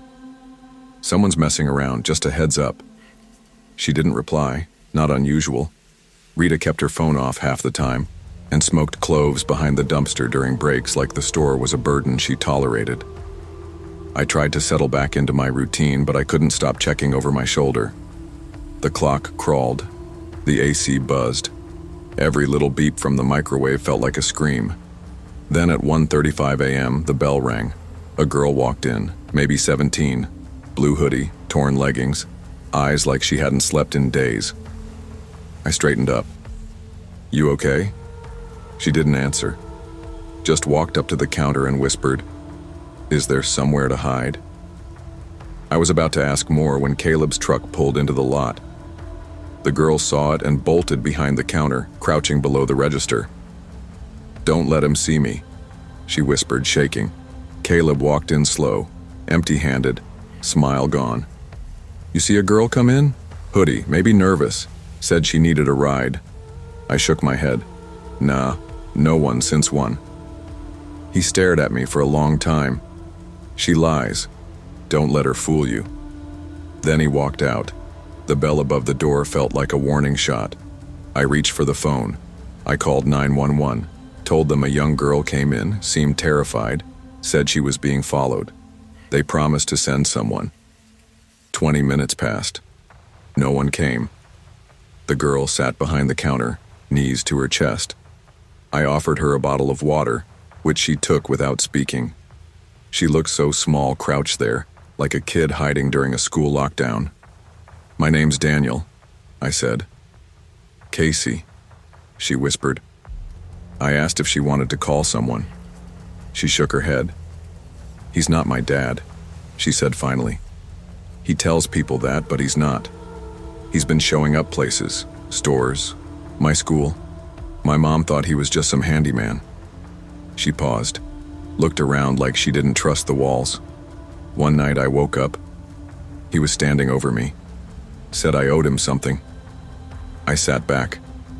My stomach felt like it was folding in on itself. She pulled a backpack from under the counter, unzipped it. Inside were 4 7-Eleven name tags, all scratched and worn. She handed me one. It read, Danny. My throat closed. I hadn't gone by that name since my first job in Tulsa, years ago. Different life. Where did you get this? She didn't answer, just looked at me, dead serious. He keeps them, says they're trophies. If your name's on one, he's coming back. I didn't know what to say. My palms started to sweat. The cameras blinked. For a moment all the feeds went black. When they came back the lot was empty. No truck, no Caleb, nothing. Rita came in at 4 a.m. like nothing happened. I told her everything. The guy, the girl, the name tag, the missing footage. She gave me that look people give when they're deciding whether to call HR or just chalk it up to a bad night. Probably a runaway, she said. Cops will find her. If not, she'll come back for snacks. I told her about the name tag. She rolled her eyes. You sure it's not yours? I quit on the spot, packed my locker, tossed my apron, walked out without a goodbye. I tried following up on Casey, called the precinct, asked if a report had been filed. They had nothing. No Casey, no incident report, no call log from me, even though I had the time-stamped call on my phone. Just a void, like none of it happened. I started sleeping with the lights on again. I moved to Flagstaff a week later, took a job delivering meals for a food bank. It pays like crap, but it's honest. I don't wear name tags anymore. Don't use the name Danny. That person's gone. But some nights around 2 or 3 a.m., I swear I hear a door chime. Sometimes in my dreams. Sometimes when I'm wide awake, unloading boxes in a quiet alley or gassing up my truck in the middle of nowhere. Once, in a motel lobby 3 states away, I saw a man in dusty boots flipping through the lost and found. He picked up a name tag, smiled, and walked out. I didn't follow. I just left. Drove all night. Didn't stop until the sun came up. People don't believe you until it's too late. Sometimes, not even then. Trust your instincts. When something feels off, it usually is. It doesn't matter how calm someone seems or how polite they are. Monsters don't always hide in shadows. Sometimes they walk in wearing a name patch and ask for a fountain drink. I didn't tell anyone I was leaving Seattle. No texts, no calls, no tearful airport goodbye. I just got in my rusted '04 Nissan with the bad alignment and a back seat full of thrift store luggage, and I drove until my lungs stopped feeling tight. I made it to Raleigh on a Tuesday night with a dead phone and $73 to my name. By Thursday, I had a room rented over a pawn shop on Lakewood Drive and a job at a 7-Eleven a block down. The owner didn't ask for much, just that I show up, don't steal, and don't fall asleep behind the register. I told him I didn't sleep much anyway. That wasn't a lie. The night shift became a kind of refuge. Quiet, predictable. The store hummed with broken fluorescents and the floor tiles smelled like cheap bleach and frozen burritos. It was nothing, and I needed nothing. I liked that nobody knew me here. I liked that people didn't ask questions. Most of all, I liked that for 8 hours a night I had a counter between me and the world. Most customers were harmless. Drunk college kids, delivery drivers with Bluetooth headsets glued to their ears, and the occasional lonely soul who wanted to talk about conspiracy theories over a cup of burnt coffee. Then he started showing up. I noticed him the first time because he didn't do anything strange. No eye contact, no awkward questions, just grabbed a bottle of iced tea and a pack of sunflower seeds, paid in cash, and left. He wore a gray hoodie, jeans, and a faded red baseball cap. Normal, forgettable. But then he came the next night. Same time, same items, same silence. On the third night, he finally looked up. "You always work this late?" he asked. I shrugged. "Pays extra?" He smiled, just a little. "You must not sleep much." I didn't respond. Just rang him up and muttered, "Have a good one." "You too, Mara," he said as he walked out. That stopped me cold. My name wasn't on my tag. Hasn't been since I started. It just says cashier in plain print. I remember because I peeled the sticker off myself after my second shift. I didn't say anything. Maybe he overheard someone. Maybe he saw my resume or W-2. I tried to tell myself there was an explanation. People notice more than you think. But even as I told myself that, a small, electric fear crawled up my spine. He came back again the next night, and the next. Every single night at exactly 2:17 a.m. I started noticing the patterns. Always the same entrance. Slow, like he was waiting for something. Always the same items. Iced tea, sunflower seeds. Except some nights he wouldn't buy anything. He'd just wander the aisles. One lap, then out. I tried to be polite. I tried not to let my voice shake. I learned that if I didn't ask questions, he didn't offer answers. One night, around the 8th visit, I broke my own rule. "You live around here?" He glanced up, that same half smile. Not anymore. That night after he left, I rewound the camera feed from the back corner. I don't know what I was looking for. Maybe proof he was just weird and not dangerous, but I found something else. He vanished, literally. Between camera angles, he just disappeared for about 8 minutes. Then he came back into view, walking from the back stockroom, which should have been locked. I ran back and checked. Lock was still latched. No sign of a break-in, no forced entry. But something was missing. My spare keys. They were gone. I'd kept them clipped under the register drawer, tucked behind the shift manual. No one knew they were there. I told my shift manager the next morning. She barely looked up from her clipboard. Borrowed them and didn't log it. Happens. Probably just misplaced them. Or maybe maintenance. I wanted to scream. But I didn't. I just nodded and walked away. The next few nights I started locking the bathroom from the inside, even while cleaning it. I changed my walking route home. Took different streets, different buses. Still, like clockwork, he came back. Always at 2:17 a.m. Until one night. He didn't. That should have been a relief. But the silence felt wrong. Empty. Too empty. At 3:12 a.m., just before I was about to restock the cooler, my phone buzzed. Unknown number. One message. "Don't look so happy. I'm already inside." I dropped the phone. Not metaphorically. I literally dropped it. It skidded across the tile and hit the fridge door. My heart thudded so hard I could hear it in my ears. That message. 10 words. 10 ice-cold words that landed like a whisper against my spine. I forced myself to breathe. Looked up. Nothing out of place. The store was empty. But it didn't feel empty. I locked the stockroom first. Deadbolt turned, handle jammed. Then I checked the back door, still secure. Nothing broken, no alarm triggered. Everything looked the same. But it didn't feel the same. Something was off. I stood behind the register, trying not to panic. I picked up my phone, hand shaking, and hit 911. No signal. Not low signal. Not 1 bar. No service. The little red X blinked in the corner like it was laughing at me. I tried turning the phone off and back on. Nothing. I looked at the security screen next, hoping maybe the cameras could show me what I couldn't see. I flipped through the feeds. Aisle 1, empty.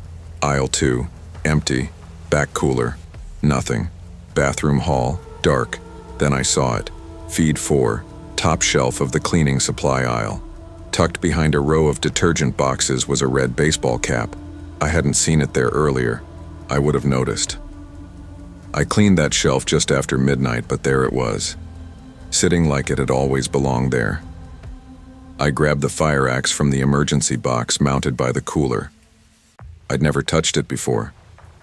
I remember wondering if it was even real. Some stores keep the box for show, the way restaurants frame fake fire plants. But it was real. Heavy. Cold. I stood there, axe in both hands, heart going 90 beats a minute, and I waited. No sound, no footsteps.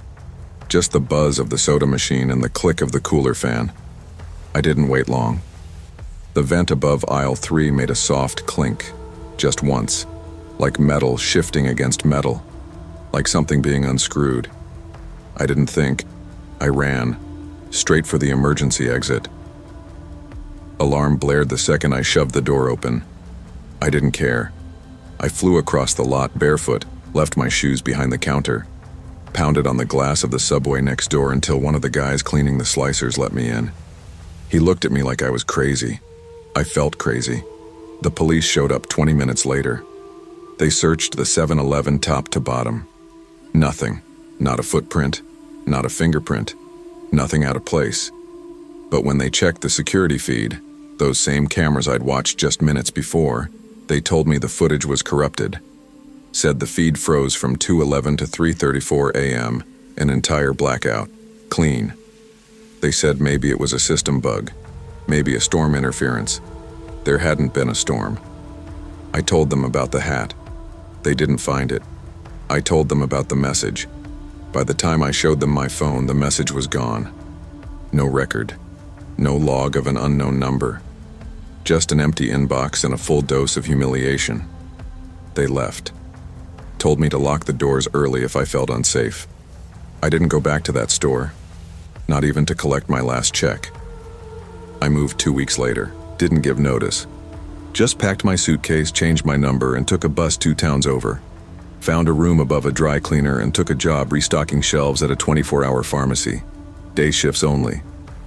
I thought that was the end of it. But then the flowers started. At first, it didn't seem related.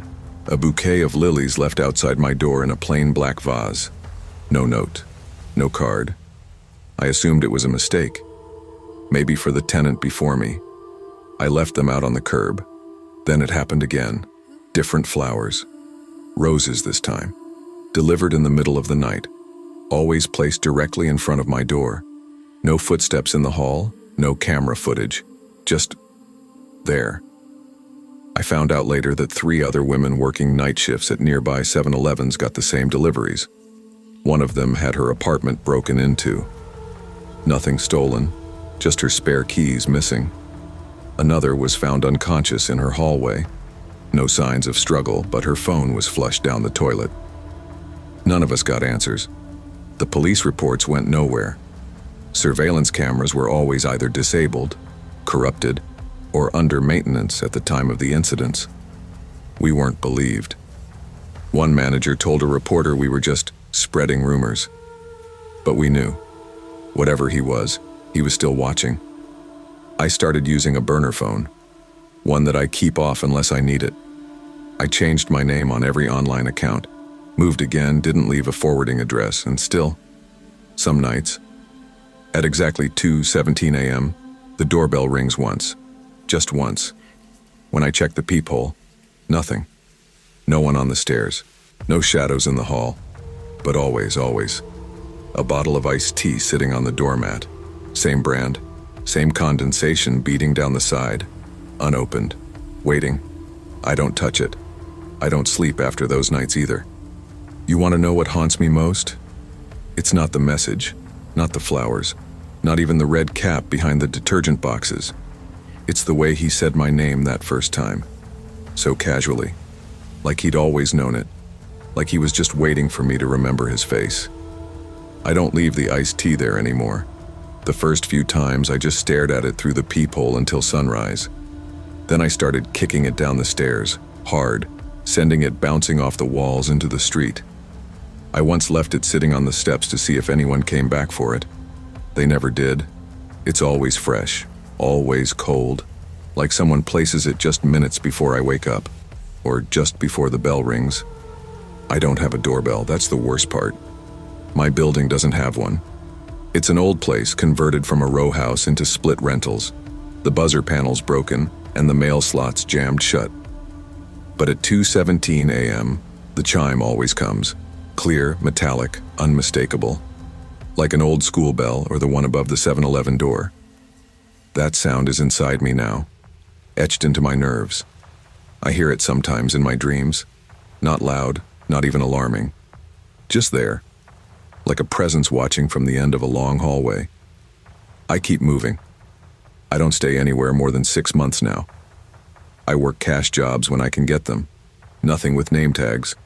Nothing overnight. I live quiet. I stay offline. But this thing, whatever it is, doesn't forget. Last month I was working at a thrift store 2 towns west of Raleigh. Day shifts only, sorting old clothes, cleaning donated toys. I liked it. No cameras, no late hours, no creeps. Just old ladies arguing about VHS tapes and volunteers sorting through bags of junk. Then a donation came in, a big cardboard box. No return label, no donor info. Inside were clothes, mostly old uniforms, a Domino's shirt, a hospital scrub top, a Walmart vest, and a gray 7-Eleven hoodie, folded neatly on top. No tag, just a patch where one used to be. The stitching outline still visible, the threads still shaped like my name. Mara. I quit that same afternoon, packed a duffel bag, left town by nightfall. I didn't even stop to lock the door behind me. Now I rent a room from a retired couple who run a nursery out in a small North Carolina town no one's ever heard of. Cash only, no lease, no questions. They think I'm from Oregon, I didn't correct them. Every night I sleep with a hammer under my pillow. A real one, steel head, claw end sharp. I keep the window shut even in summer, no matter how hot it gets. Sometimes I wonder if I'm paranoid, if I broke something in myself during that year I spent running. I don't trust shadows anymore. I don't trust quiet. I flinch at things other people don't even hear. But then last week I found a flower on the windowsill. A lily. Not in a vase, just the bloom. Fresh, placed on the outside of the glass.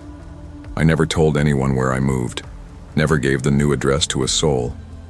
And when I went to bed that night at 2:17 a.m., the wind chime outside the nursery shop clinked once.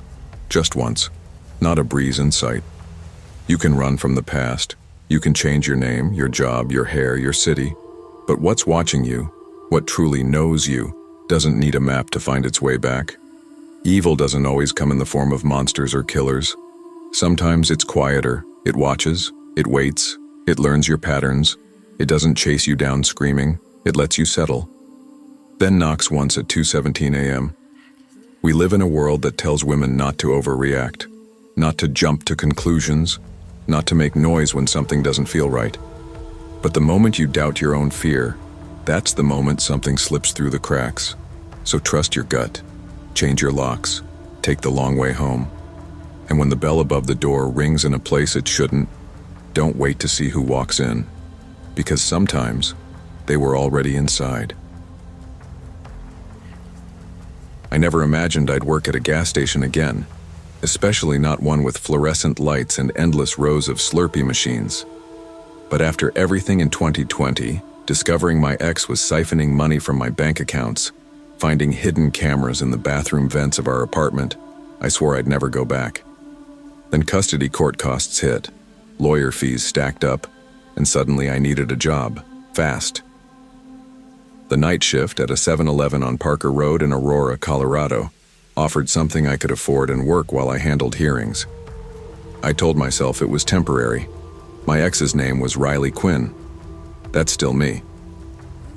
The store was tucked between a sketchy smoke shop and a half-abandoned strip of single-story storefronts. Fluorescent bulbs buzzed overhead. The concrete floor smelled faintly of bleach, oil, and stale coffee. Most nights I worked with Marcus, a quiet 19-year-old who played chess on his phone behind the counter, only speaking in monosyllables unless someone asked a question. I kept my head down, clocked in and out, and counted the hours. I stayed quiet because I had too much to lose. Custody, sanity, my daughter's trust. It was a Monday evening. I remember because the snow had just started falling, fluffy flakes drifting down outside like quiet warnings.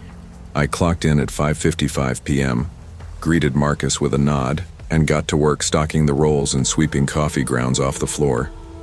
Around 6:30, a man walked in, maybe mid-30s, crisp business casual shirt, jeans, clean shoes. He bought a pack of gum with cash, then looked up when I printed the receipt and waited until he saw my name printed on it. He folded it and tucked it into his jacket like it was a trophy. My name, Riley Quinn. I felt goosebumps on my arms, but I shrugged it off. I saw weird customers all the time, people who want receipts for tax records, accountability, or who just like the smell of printed paper. He came again, the next night, same time, same small purchase, paid in cash. This time it was a bottle of water, and he insisted on a receipt again. He glared when I wrote my name. It felt purposeful. I told Marcus what happened later on the night shift. He said, "Some people are just weird, I guess." People aren't weird. They're dangerous. But I stayed calm because I didn't have the luxury of fear. Not yet. On the 5th night, I started noticing odd things. The man didn't park in front. He walked in from the alley behind the store. Even though snow covered the ground, his shoes looked perfectly dry. I told Marcus again. He's coming in from the back, cameras glitching. The alley cam had static when he arrived. Exactly 20 seconds every time. Enough for him to enter without showing how he got there. Enough to unsettle me. When I told the franchise manager, Dennis, he said he'd look into it and that maybe it was maintenance. I felt small. Nobody saw the flags waving in my bones. After that 5th night, I started watching the clock. The man came between 6:10 and 6:15 p.m., always paying cash, always asking for a receipt. There was a pattern. It became part of my nightly routine, waiting for that register beep and the printer clicking. When he walked out, he never looked back. No smile, no wave. Just my name circled on a folded strip of paper tucked into his jacket. I began noticing things in the store I hadn't before. The break room locker door that Marcus used sometimes. The backroom shelves. The dispensing area behind the counter. I checked the security system at the start of every shift. Everything looked normal. Then I'd remember the glitch. I'd rewind the alley cam and watch the static unfold, eyes narrowing until the timestamp shifted back to normal. No car, no tire tracks, no melting snow leading to the door. On the 6th night, I parked further down the lot to avoid being seen. I told Marcus I'd be out in 2 minutes and slipped into my car. Then I saw a small folded piece of thermal paper stuck beneath my windshield wiper. I ripped it out and my breath stalled. It was a receipt. My register. My name circled in red ink. No other message. No number. Just a silent, folded statement. My name. Enough to send my heart racing. I drove right to a friend's house and didn't go back. I told the police the next morning what happened. They asked if I thought I was being stalked. I said yes. But they needed a threat. A license plate. A criminal history. I had none of that. Just receipts. Just weird. They filed a report, but I didn't feel safer. I stayed with my friend for 2 nights. When I returned, the store felt like a trap. I walked in. My aprons were folded in the locker. My shifts were logged. Everything looked normal. But I didn't stay. 3 nights later, I returned to work. Walking into the store felt like stepping through glass. The lights flickered overhead and the coffee grinder droned behind me. I saw Marcus behind the counter, looking shell-shocked but not saying anything. His phone sat untouched on the countertop as if he'd been frozen mid-text. I texted him, "Marcus, everything okay?" The message never delivered. Phone rang. Went to voicemail. I knocked on the break room locker door. It swung open. Instead of his apron or lunchbox, it was stuffed with hundreds of receipts, each printed with my name. Different timestamps, some from shifts I wasn't working, some at times the register wasn't even active.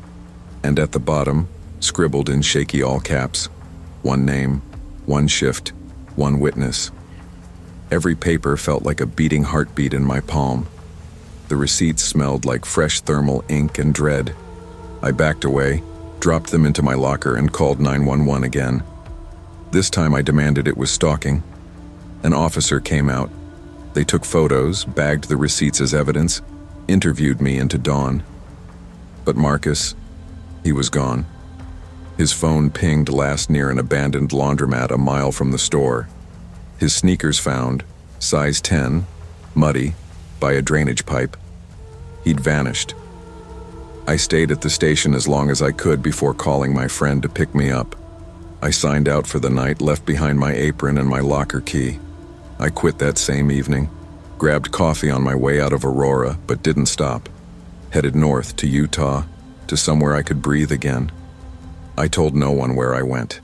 I changed my phone number, haven't checked social media in months. Starting over in Utah meant doing things on my terms.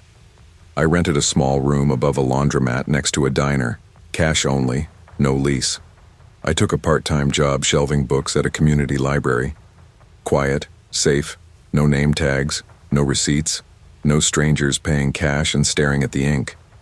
I told myself I was out, that I was free, until the first delivery arrived. A plain white envelope slid under my apartment door. Inside, a 7-Eleven receipt, my name printed, date, a day I was outside town. Time, 8:43 p.m., nothing else, no code, no note. My pulse thundered. I told myself maybe it was a mail mix-up. Then 3 more came. Each left silently at night. When I picked them up, the thermal paper crackled in my hand. Same store, same printed name. I researched online. Found 3 other former 7-Eleven night shift women working in nearby states. All reported deliveries of anonymous flower bouquets or receipts. One had her apartment broken into with nothing taken but her spare keys missing. Another was found unconscious in her parking lot. No phone, no wallet, no memory. All camera systems were mysteriously disabled that night. No resolution. I tried going to police here. They filed new reports, matched details to Aurora, but without physical threat or identity, they said they were limited. I stayed on edge. I started sleeping with my phone in my hand even when it was off. I kept the library job but only worked early mornings. I stopped socializing. I changed my routines completely. Now months later, I still leave carefully. I rent through a friend of a friend. I pay cash. I don't register anything in my name. I still receive receipts. Not every night. Not same store. Different times. Different brands. But always a store receipt. Always my name printed. Always blank beyond that. Each one is a reminder. You served me well. I carry a small notebook where I log them. I keep them in envelopes labeled by date. I scan them with my phone, archive them in cloud drives. I'm the one who has to keep creating evidence if anything happens. I keep pacing through town, watching my back, letting the wind whisper without trusting its breeze. I don't say his name. I don't know it. Maybe the man in business casual bought gum as a ritual. Maybe Marcus encountered him again. Maybe the receipts weren't meant for me, but someone else took over. I don't know. I can't prove it. The receipt printer at that store still works. I know, because I pulled inventory with Dennis's assistant once. He had me check the printer paper. I saw the exact model, but no one can confirm what prints after hours. I sometimes go days without fear, and then I get a receipt slipped under the door at 2:43 a.m., and my breath stops. And I realize he's still collecting. I don't want to keep moving forever. I don't want to stop trusting people or parks or late-night streets. But I will, until the receipts stop. Fear isn't always loud. Sometimes it's printed on thermal paper, circled in red ink, slipped silently at night, not demanding anything but your attention. If you sense someone paying too close attention to details, ordinary people don't call out, take it seriously. Trust the holes in what you see, the glitches in camera feeds, the missing keys, the small rituals. Document everything. Save the proof. Even if it seems minor today, it may mean survival tomorrow. And never let anyone tell you you're overreacting. Sometimes the things that seem like small ghosts turn out to be very real threats in disguise. Your intuition is not paranoia. It's your first line of defense. There are things about yourself you learn only after you break. For me, it happened in the middle of a Ross dress for less, standing between 2 racks of clearance coats. I was holding a blue sweater I didn't need. It was a Wednesday afternoon. Holiday music was playing overhead. Then the walls narrowed, the air folded in, and I was on the floor, knees to my chest, hands over my ears, sobbing into a hoodie that still had the tag on. No one stopped. Not really. A woman glanced at me, then turned around like I was part of the clutter. I remember one kid whispered, "Is she okay?" And his mom pulled him away like I was contagious. They called someone, I guess. An ambulance came. The ER said panic attack. My doctor said social anxiety. My therapist said I needed a pattern, something familiar. You can't heal from the world by avoiding it. Start small, safe, repetitive. That's how I found 7-Eleven. It was just 4 blocks from my apartment in Sacramento. Clean enough, bright enough, predictable. The hum of the refrigerators soothed me more than anything else.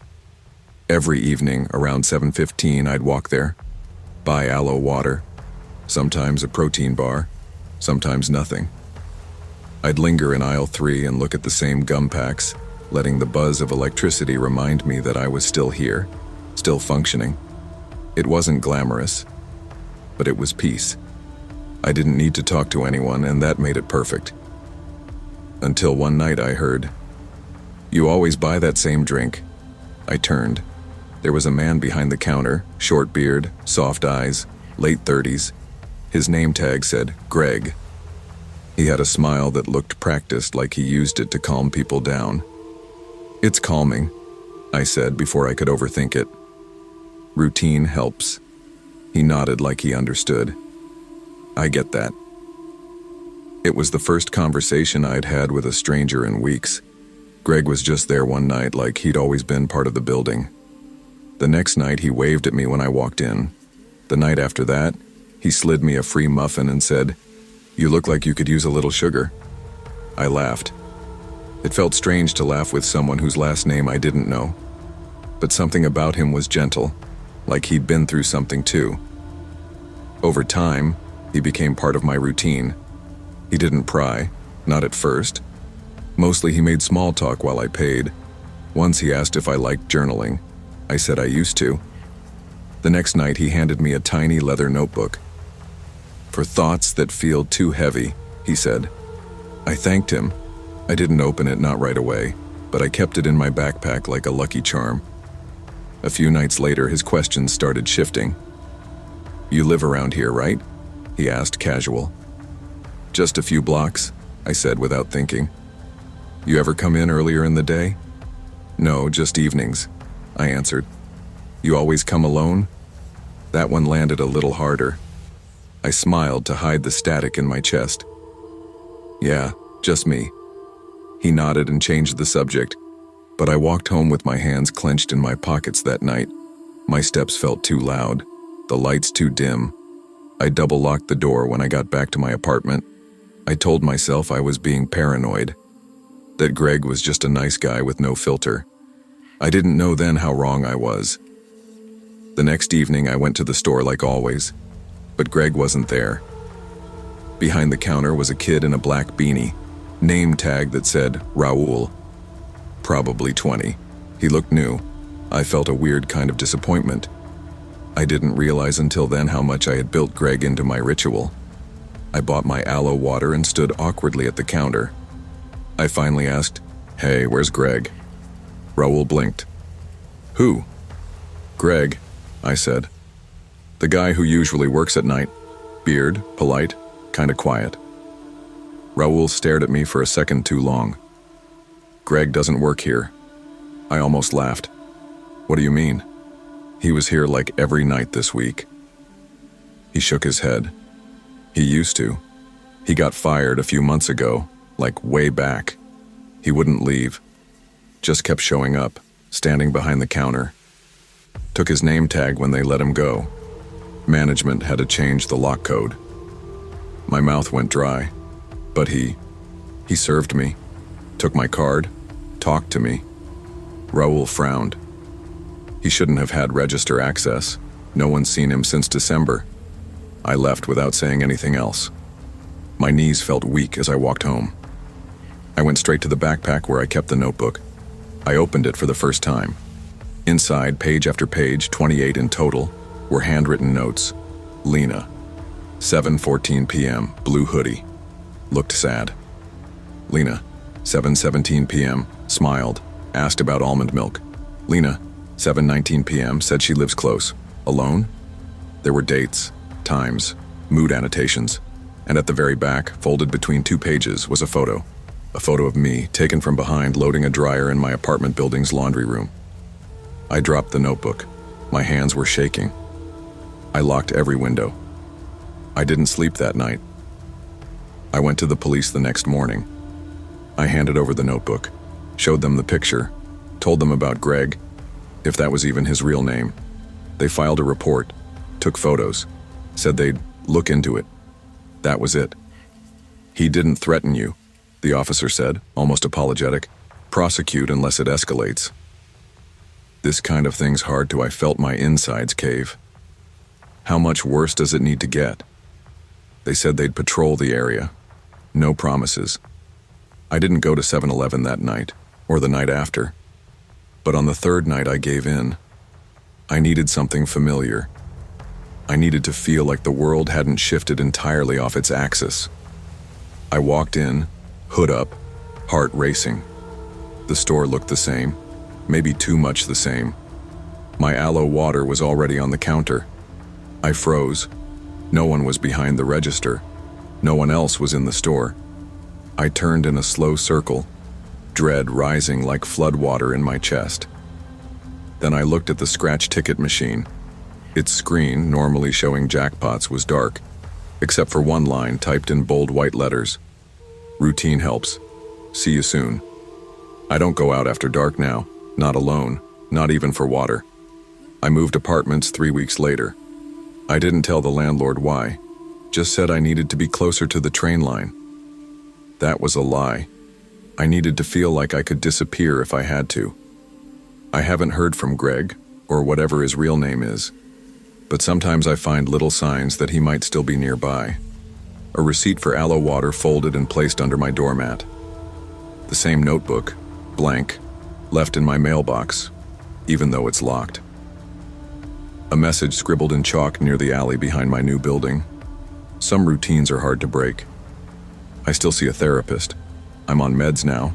I journal, but never in anything someone else gave me. The scariest thing isn't the stalking or the messages or even the photo. It's how easy it was for me to mistake attention for kindness. Because when you're lonely, when you're scared, when you've forgotten how to breathe in public, someone simply noticing you can feel like safety. But not all attention is love. Not all kindness is harmless. Some people don't want to know you. They want to keep you. Predators don't always come with fangs or fists. Sometimes they wear name tags and hand you notebooks and ask how your day's going. Trust isn't built in routine. It's built in boundaries. Pay attention to the questions people ask and why they ask them. And when something feels off, it is. You don't need to wait for proof to protect yourself. Because no matter how familiar the aisle, if you're being watched, it's not a routine, it's a setup.